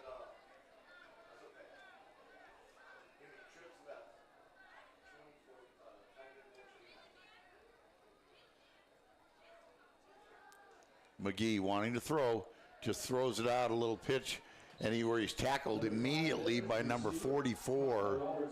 That's Nolan Davidson. Short gain on the play.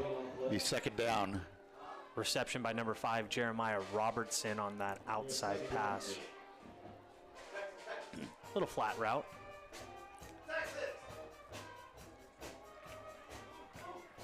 Gain of a couple, it'll be 2nd down and 8. They're running up to the...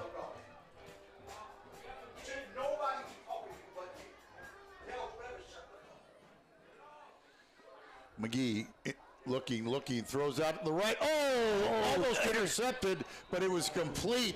A nice job on the catch. That's going to be enough for the 1st down, I believe.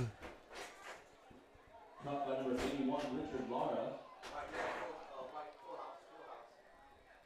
Lara on the catch. That'll take it to the 5-yard line. But that will also be the end of the third quarter. Look at the scoreboard.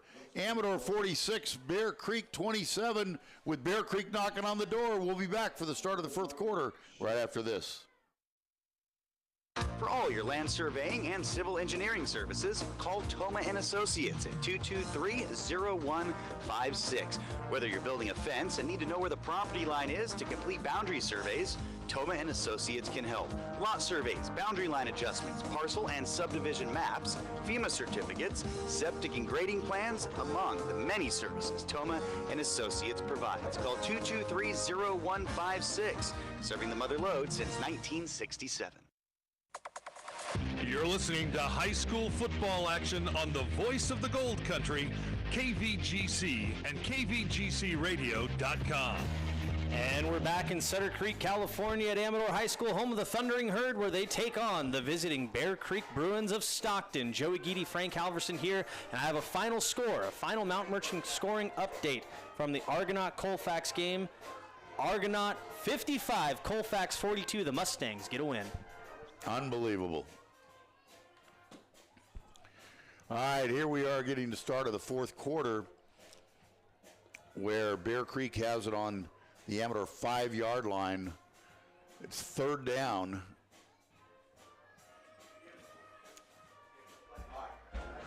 So he was just short of the first down. I thought he had it. I mean, it's a matter of maybe a foot and a half. I think they go back to that I formation and then into the wishbone.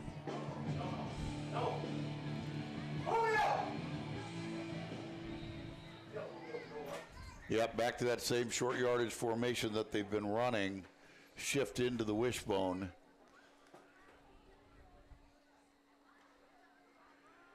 Good penetration by the Amador D, but he spins away from it. He's got enough for the first down. Like I said, only needed about a foot. So that'll make it first and goal for Bear Creek.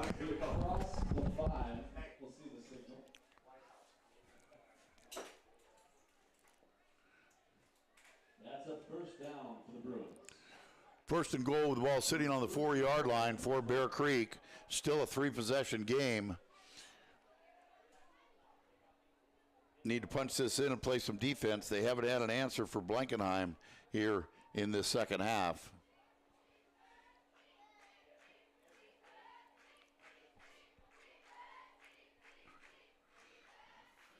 The clock is running. They are sure taking their time being down by 3 scores. Hey, man, we got to speed them up on the damn plays, man. The clock is running, and they are working more like they've got a lead than it is from 3 scores down.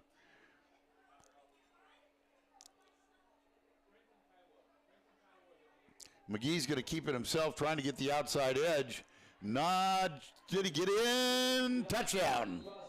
McGee takes it in from 4 yards out. For the Bruins, touchdown. We won 2 or 1? All right, let's go 2. Let's go 2.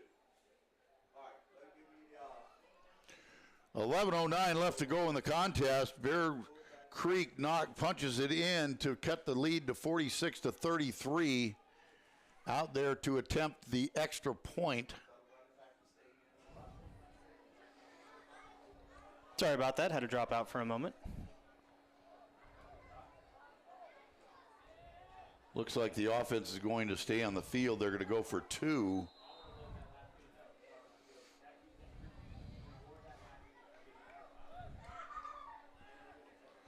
Expect the same formation, short yardage formation they've been using here in this whole second half.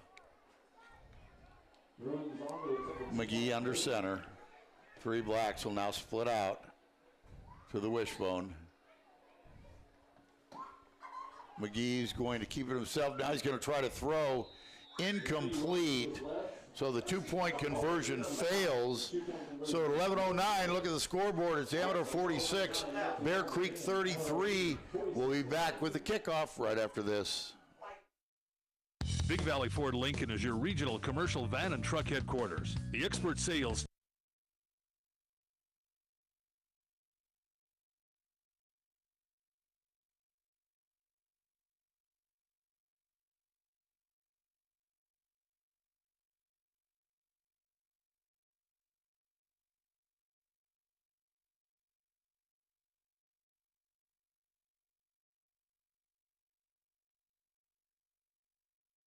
All righty, we're back here at Sutter Creek, California at Amador High School where the Thundering Herd take on the Bear Creek Bruins. Joey Geedy, Frank Halverson, Michael Brashear here.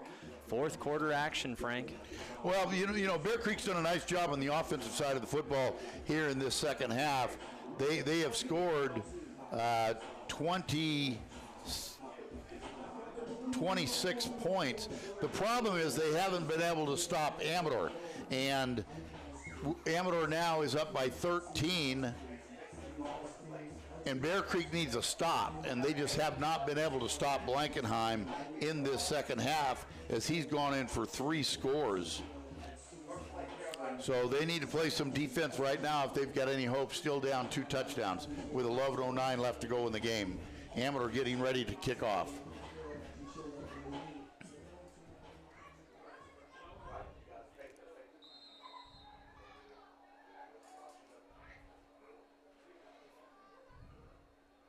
All right, here we go. Squib kick. Blankenheim was not in that time to kick that. Just falling on at the 39-yard line where Bear Creek will take over. Blankenheim would be receiving. Oh, excuse me. Yeah, Bear Creek kicked off a squib kick, and Amador will have it at their own 39-yard line.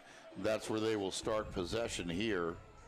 As I said, Bear Creek needs to find some defense because Blankenheim scored 3 touchdowns on his own in the third quarter on runs of 42, 50, and 47 yards.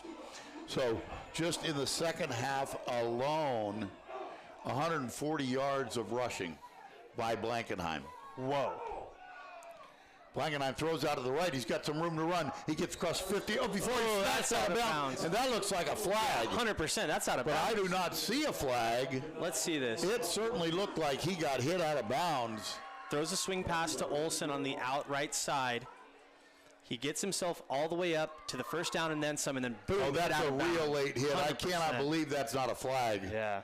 I've seen hits way more marginal called than that. Yeah. Did not like that one. Well, Olsen got enough for the first down. That'll move the chains and give him a fresh set of downs at the 50-yard line.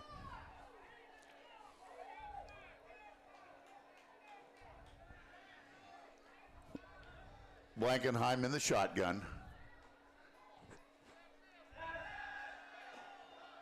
Ooh. Incomplete, intended for McPartland. The interesting thing about that, it was a hit out of bounds, but the clock continued to run. Mm-hmm.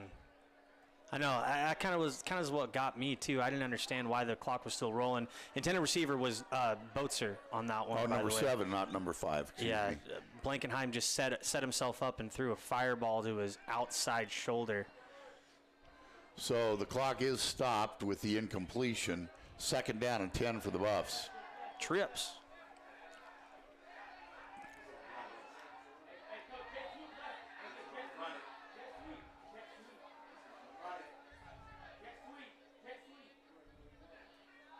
Blankenheim in the shotgun. Motion now comes from the right. Going to give it to him. Coming around the left side, trying to get the corner. Nothing there. Can't get it. Gets knocked out of bounds. Maybe a gain of 1 on the play. Olsen trying to get around the outside and just couldn't do it. Bear Creek did a good job stretching that out and didn't give him any room to turn that corner. Yeah, absolutely no room on that one. You could see his lead blockers were in front of him trying to make some headway, but that outside backer did a really good job doing exactly what Coach tells you, right? String it out as far as you can so that way the only option he has is to go back into your defense. Third down and 9 now for Amador. Bear Creek desperately needs a stop on defense. Or go out of bounds.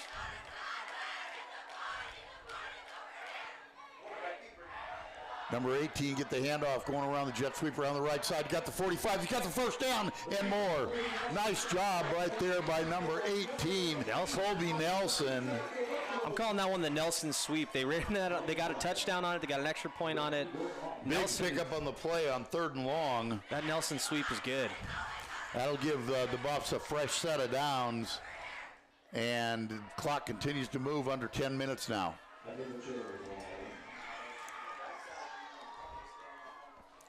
First and 10 for Amador.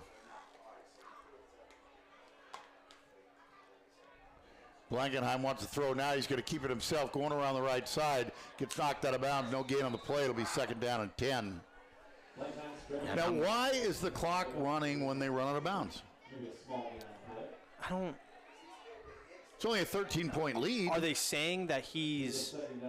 Are they saying that he's not going out of bounds? No, Joey, they're acting like it's a running clock. I know that's. My understanding of the rule, just because you've scored 40 points, that doesn't mean it's 40 over. Right. And but the clock continues to run even when they go out of bounds. It's loss of 1 on the play, 2nd down and 11, but the clock continues to run, and I don't understand why. If I'm Amador, I'm not complaining, but if I'm Bear Creek, I want that time. Blankenheim in the shotgun. Now Nelson comes in motion. They're going to give it to Nunez around the right side. He breaks 1 tackle, gets up to the 30-yard line, still on his feet, knocked out of bounds. Nice gain on the play. On that one right there, you can see Nelson come into motion, and as he's handing the ball off to Nunez, Nunez is getting upfield, but then he kind of stops himself right about now, looking to get back inside, but I might tell him just, head down and keep on going. 3 more yards on the play. Head down and keep on going. 3rd down and 3.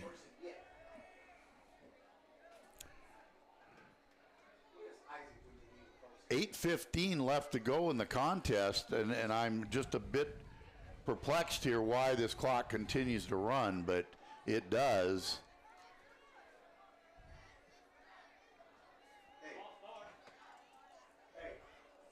Jumping all over the place.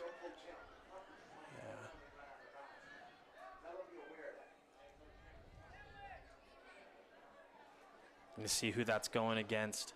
Looks like the Bear Creek players are pleading their case that someone from the Buffaloes jumped. The officials are not together talking about anything. They might be on their little mics talking to each other. Offsides against Bear Creek.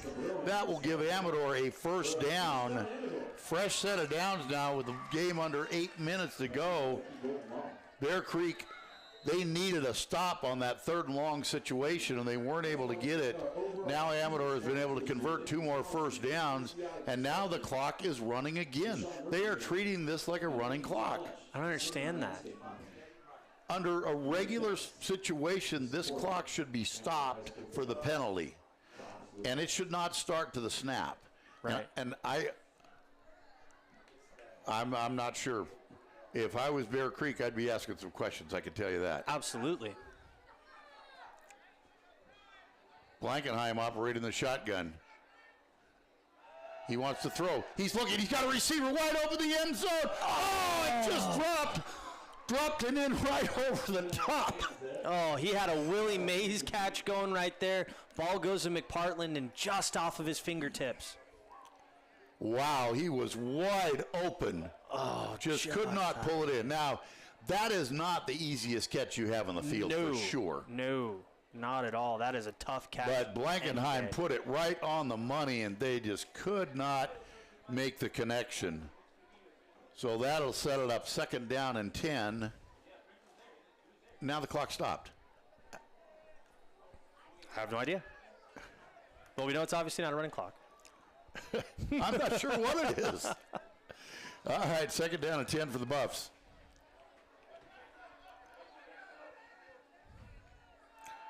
Blankenheim pitches back to Santos, trying to get around the left side. Gets hit, still on his feet, outside the 30-yard line. Gets knocked out of bounds at about the 12, it looks like. That'll be enough for a 1st down, I believe. Yep. They're moving the chains. 1st down, 1st and 10 for Amador. Good strong run there by Santos too, getting to the outside. Now the clock stopped. Right off. Not sure. But the ball, anyway, Amador has it 1st and 10 from the 12-yard line, and Bear Creek is just going to run out of time here if Amador scores again. You know, they had an opportunity being down 2 scores with 10 minutes left in the quarter, and they had them 3rd and long, and Amador was able to convert, and now they've marched all the way down to the 12-yard line and eaten up a lot of clock. Nelson goes into motion. Blankenheim's going to keep himself. Cuts it outside to the 5, into the end zone. Touchdown, Amador! Amador. Blankenheim from 12 yards out. And again, Brad Blankenheim, nice and patient, faking that Nelson sweep, keeping it himself and going right up the gut, hits the outside edge and is able to get in for the score, and that's what the Buffaloes need to put this one away. Touchdown, Brad Blankenheim. His 4th touchdown of the half. The Al Bundy? The Al Bundy. I call it the golden sombrero. Waiting the extra point, the hold, and the kick is up. It's good. And it is good. 7:01 left to go in the contest. Amador stretches it out. 52, Bear Creek 33. We'll be back right after this. This is Braxton Gilman. In the game of life, unexpected hits can come out of nowhere, just like on the field. But with Matic Vukovic Insurance, you can tackle those surprises head on, whether it's auto, home, business, or life insurance. My dad at Matic Vukovic has the playbook you need to stay protected on and off the field. This is Mila Gilman. I want you to call my dad at Matic Vukovic Insurance in Jackson today at 223-4040. They're the trusted local team for all your insurance needs. Hi, I'm Bo Gilman, owner of Matic Vukovic Insurance, where you can always count on a win. You're listening to high school football action on the voice of the Gold Country, KVGC and KVGCradio.com. And we're back at Amador High School where the Thundering Herd take on the Bear Creek Bruins in a homecoming matchup. Joey Geedy, Frank Halverson, Michael Brashear. Frank? All right, there's a kickoff. Bear Creek needs a quick score and a turnover to have a chance here. Nice return up across the 30-yard line. That's where Bear Creek will take over 1st and 10, starting at the 31. And a slow roller kick there. That kick again was by number 24, Josiah Bales. Lara was on the return, kind of bobbled it a little bit and was able to get it and get some positive yardage up to about the 31, looks like. Yeah, I think that's where they're going to spot it at 31, so that's where the 32 actually. 32. And Bear Creek will have it at the 32, 1st and 10, 6:53 left to go here in the contest. Bear Creek now trailing by 20 points. 53-33. Bear Creek needs to move fast.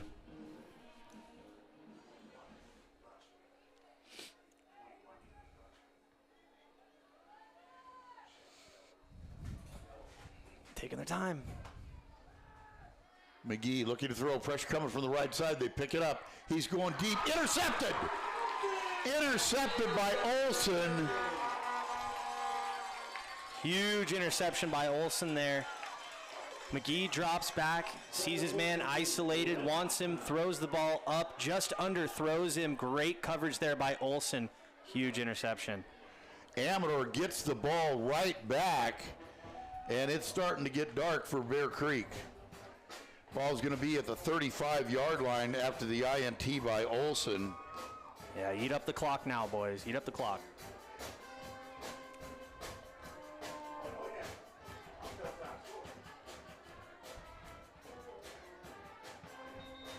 Bear Creek's going to take a timeout. We're going to take a break, get a word from our sponsors. We're going to be back. 6:43 left of the contest. All Amador. We'll be back. Are you planning a landscaping project? Don't have the right tools for the job? Let Campbell Construction General Engineering Incorporated give you a hand. Campbell Construction in Sutter Creek has everything you'll need for your project. From rock, bark, mulch, sand, and planting soil to a full line of tool and equipment rentals, excavators, water pumps, wood chippers, and dump trailers, and now offering cart-away ready-mix concrete. Campbell Construction has everything you'll need to get the job done right. Locally owned and operated since 2005, they're open Monday through Saturday at 175 Sutter Hill Road, Sutter Creek. Call them today, 267-5998. That's 267-5998. Campbell Construction. You're listening to high school football action on the voice of the Gold Country, KVGC and KVGCradio.com. And we're back at Amador High School where the Thundering Herd take on the Bear Creek Bruins of Stockton in a homecoming matchup. Joey Geedy, Frank Halverson, Michael Brashear. Buffs have the ball. 1st and 10 for Amador after the Olsen interception.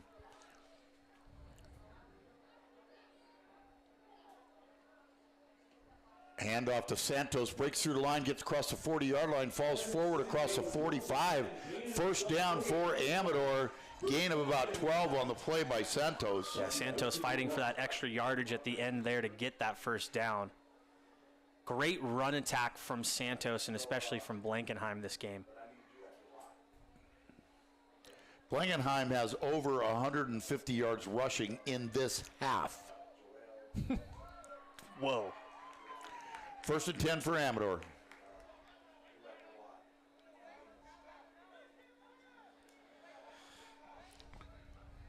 Amador taking their time, as they should. Talking with his offensive coordinator.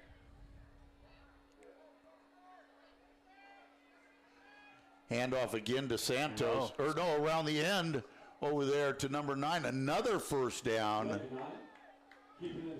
Blankenheim racking up some more yards here with another first down. Yeah, Blankenheim able to pick it up on that good option play. Fakes the handoff to Santos. Takes it around the right-hand side himself. Oh, he's just short of the first down. Just short. Ooh, bad spot. Just short. That doesn't bother Amador any. They just want that clock to run. Yep, I don't think they're worried. Bear Creek still has 2 timeouts. It shows Amador has 3. The problem is they're down by 3 scores. There's not enough time. Barring a interception return, scoop and score fumble, onside kick reception. Blankenheim again is going to keep it himself, and he's got room to run. Don't tell me. He's up to the 20, knocked out of bounds inside the 15-yard line. And Blankenheim is knocking on 200 yards in this half. Literally running away with the game right now. Brad Blankenheim is absolutely killing it out there. You can see him just open field. Defense didn't even know he had the ball. They were running backwards. He had a great lead block out there from number 64. That's one of his tackles. That is Gavin McCarty. He's going to be a tired young man. He's got over 200 yards in this second half on the ground. Dance is probably tomorrow, so I don't imagine he'll be too tired for the dance tonight. A little late for the dance, too. I'll tell you what. No dance tonight, folks. We're pressing on 10:30 here. Yeah.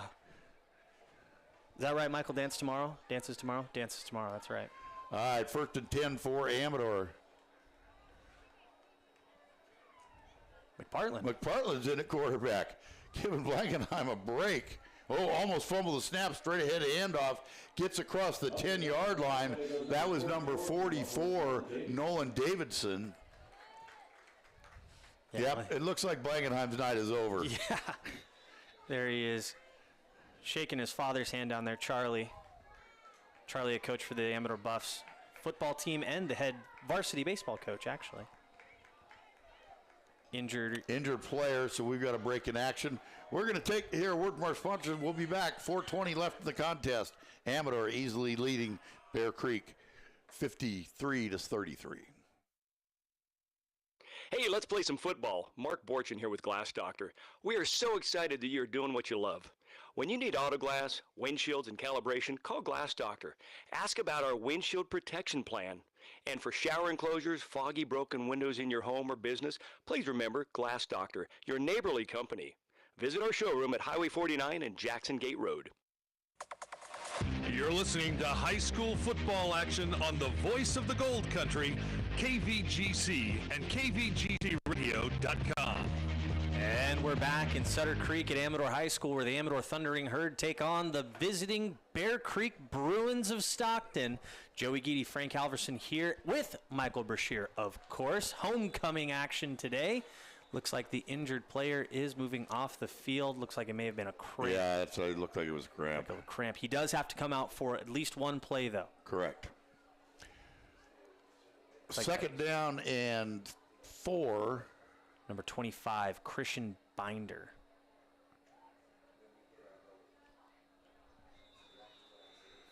Yeah, McPartland still at quarterback. think they told Brad, it's all right, buddy, take the night off. Yeah. You've done enough. You're doing all right. McPartland in the shotgun. Straight ahead handoff into the end zone for the touchdown. Takes it in from 17 yards out. That's number 44. Nolan Davidson. Just pouring it on now, baby. Just pouring it on. That's that reassuring touchdown right there for the Buffs. So Davidson, 14-yard touchdown. Good run off the right-hand side there by Davidson, too. This game is over. Amador on to attempt the extra point. 59-33 right now. Just under 4 minutes left to go in the contest. McPartland gets a hold down. The kick is up. And it is good. 3:58 to go. Amador, 60-burger on the board. Bear Creek 33. We'll be back to finish this one out right after this. The family of Armstrong and Son Construction. And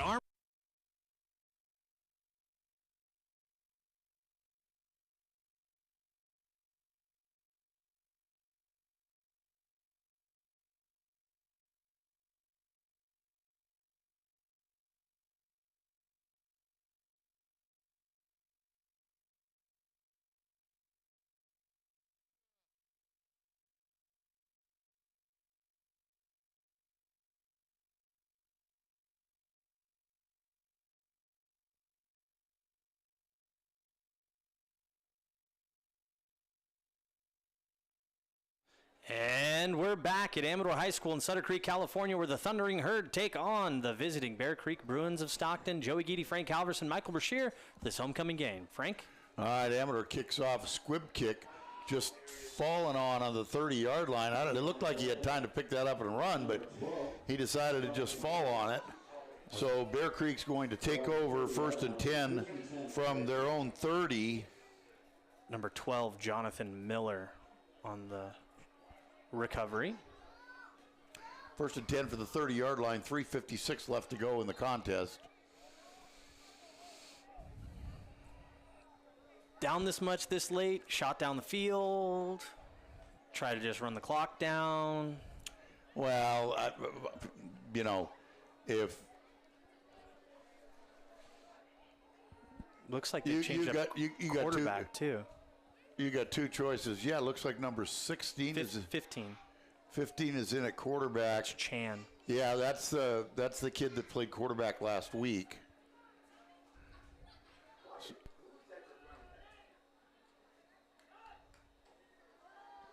So they're going to throw. Chan fires over the middle high, incomplete.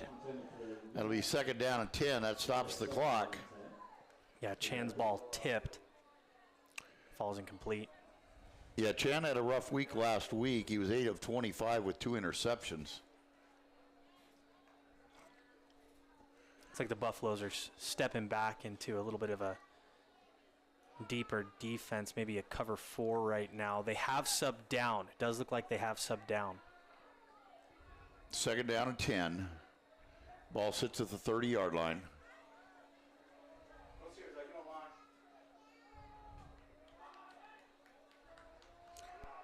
Motion comes from the left side.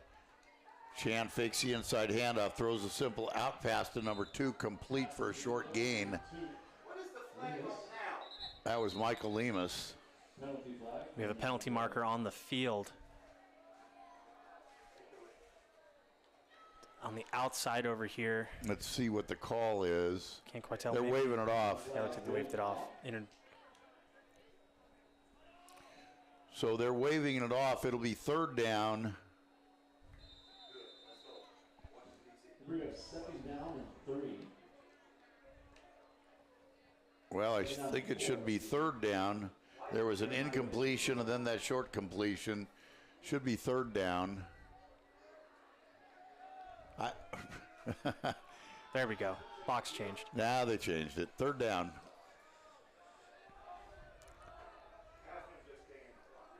Chan in the shotgun.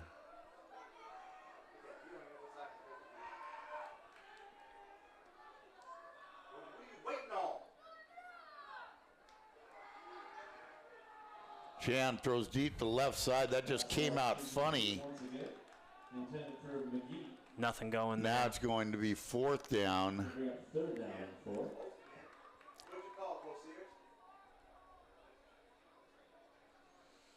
Yeah, Chan just not able to make the completion there.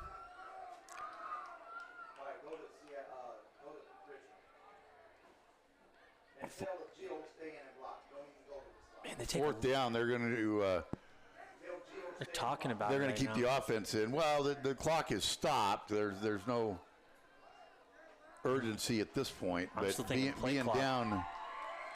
down by 27 points. I'm still thinking play clock, though. I mean, It's 4th down. The box hasn't changed. It is 4th down.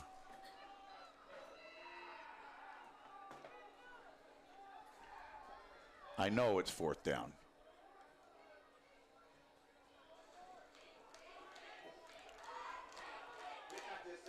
empty. Oh, false start. Man, just can't have that. False start. Going against the Bruins. I don't know why the box says 3rd down. It is 4th. I can tell you the 3 plays they've run. Right. Remember when going for a walk around the block was easy and pain-free? Future you is ready to feel like that again. What's going on Mark here? Twain Medical Center's orthopedic experts are with Ball you downfield. throughout the process. Oh! Incomplete. That'll be a turnover on downs if somebody realizes that was 4th down. Intended receiver there was number 10, Joel Chet. It should be a turnover on down. I don't. Yeah, They absolutely. have run 4 plays. I don't know what's going on, folks. This will be the 5th play of this possession.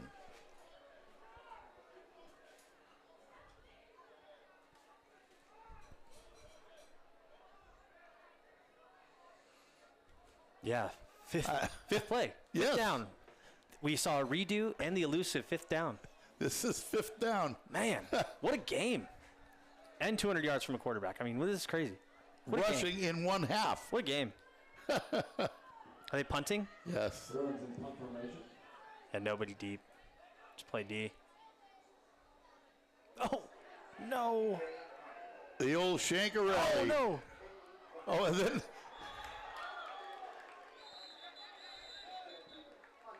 We'll see what the official rule is, but I don't know if that was touched by Buffalo. I don't know what happened on that. I mean, obviously a very, very short punt, but did it touch an Amador player and then?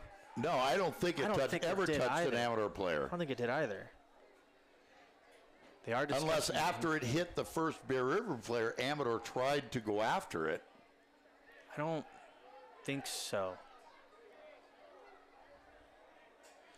Still got 2 minutes and 32 seconds left in the game. Well, they got an extra down on that possession, and Amador is going to have it 1st down and 10 Looks like at the 38-yard line. It looks like. Oh, not a timeout called. Looks like they signaled for a timeout, but not probably an official's timeout.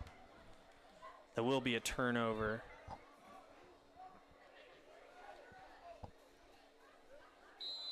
Blankenheim's back out. We're going for 300 yards, Frank.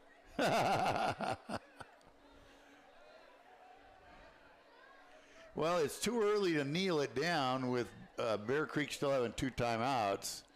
I have no idea why Blankenheim's in this game. I wouldn't be surprised if he kneels it. It looks like he's going to. So, obviously, Bear Creek is not going to call a timeout. Just eat up as much clock. I mean, that's 2.5 minutes. Can they eat up that much clock? Well, minute and a half. Close. They can get very close.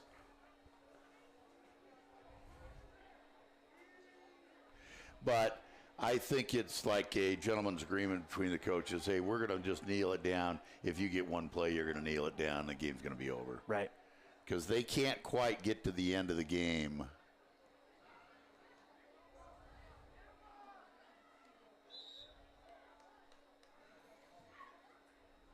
Another knee there for the Buffaloes. Yeah, Blankenheim again. Yeah, they can't quite do it. You know, Frank, technically this is actually eating away at his rushing total.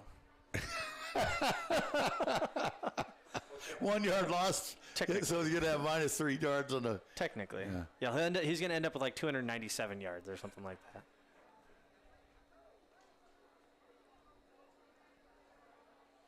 Taking their time. Minute and 15, clock is running. Yeah, they don't have to snap this till...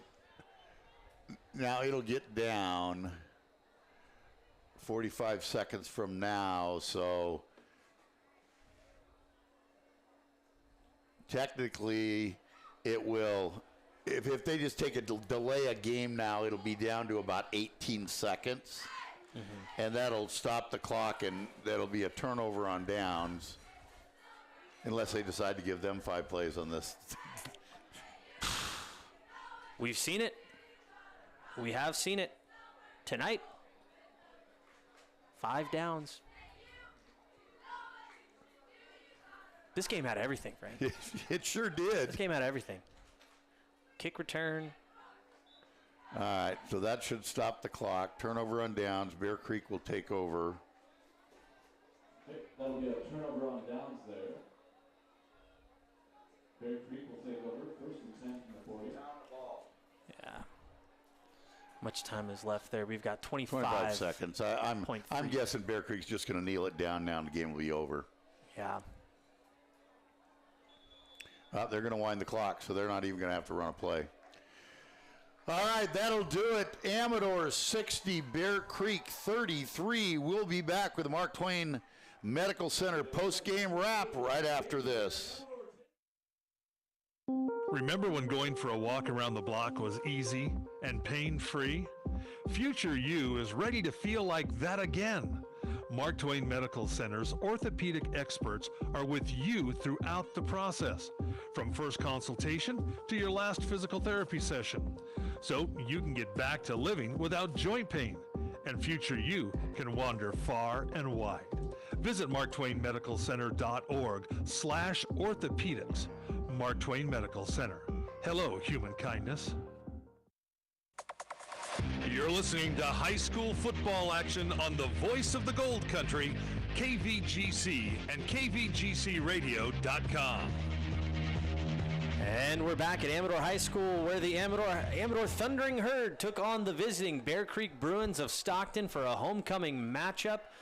Final score, Amador 60, Bear Creek 33. Joey Geedy, Frank Halverson, Michael Brashear. Frank, let's wrap it up. Well, you listen to the Mark Twain Medical Center post-game show, and we saw a little bit of everything tonight, Joey. I mean, Amador came out on fire. Bear Creek won the toss and elected to receive. They promptly went 3 and out. And on the second play of the game, well, let's hear what happens next. Oh, look at this one. He busts through the line. He's going to go all the way. Touchdown, Buffaloes! Evan Santos. And Santos found the hole there and was off to the races. Just a ball right up the middle for him, opened up the lane, and no one on screen to catch him there. Great run there for Santos. 69-yard burst by Evan Santos.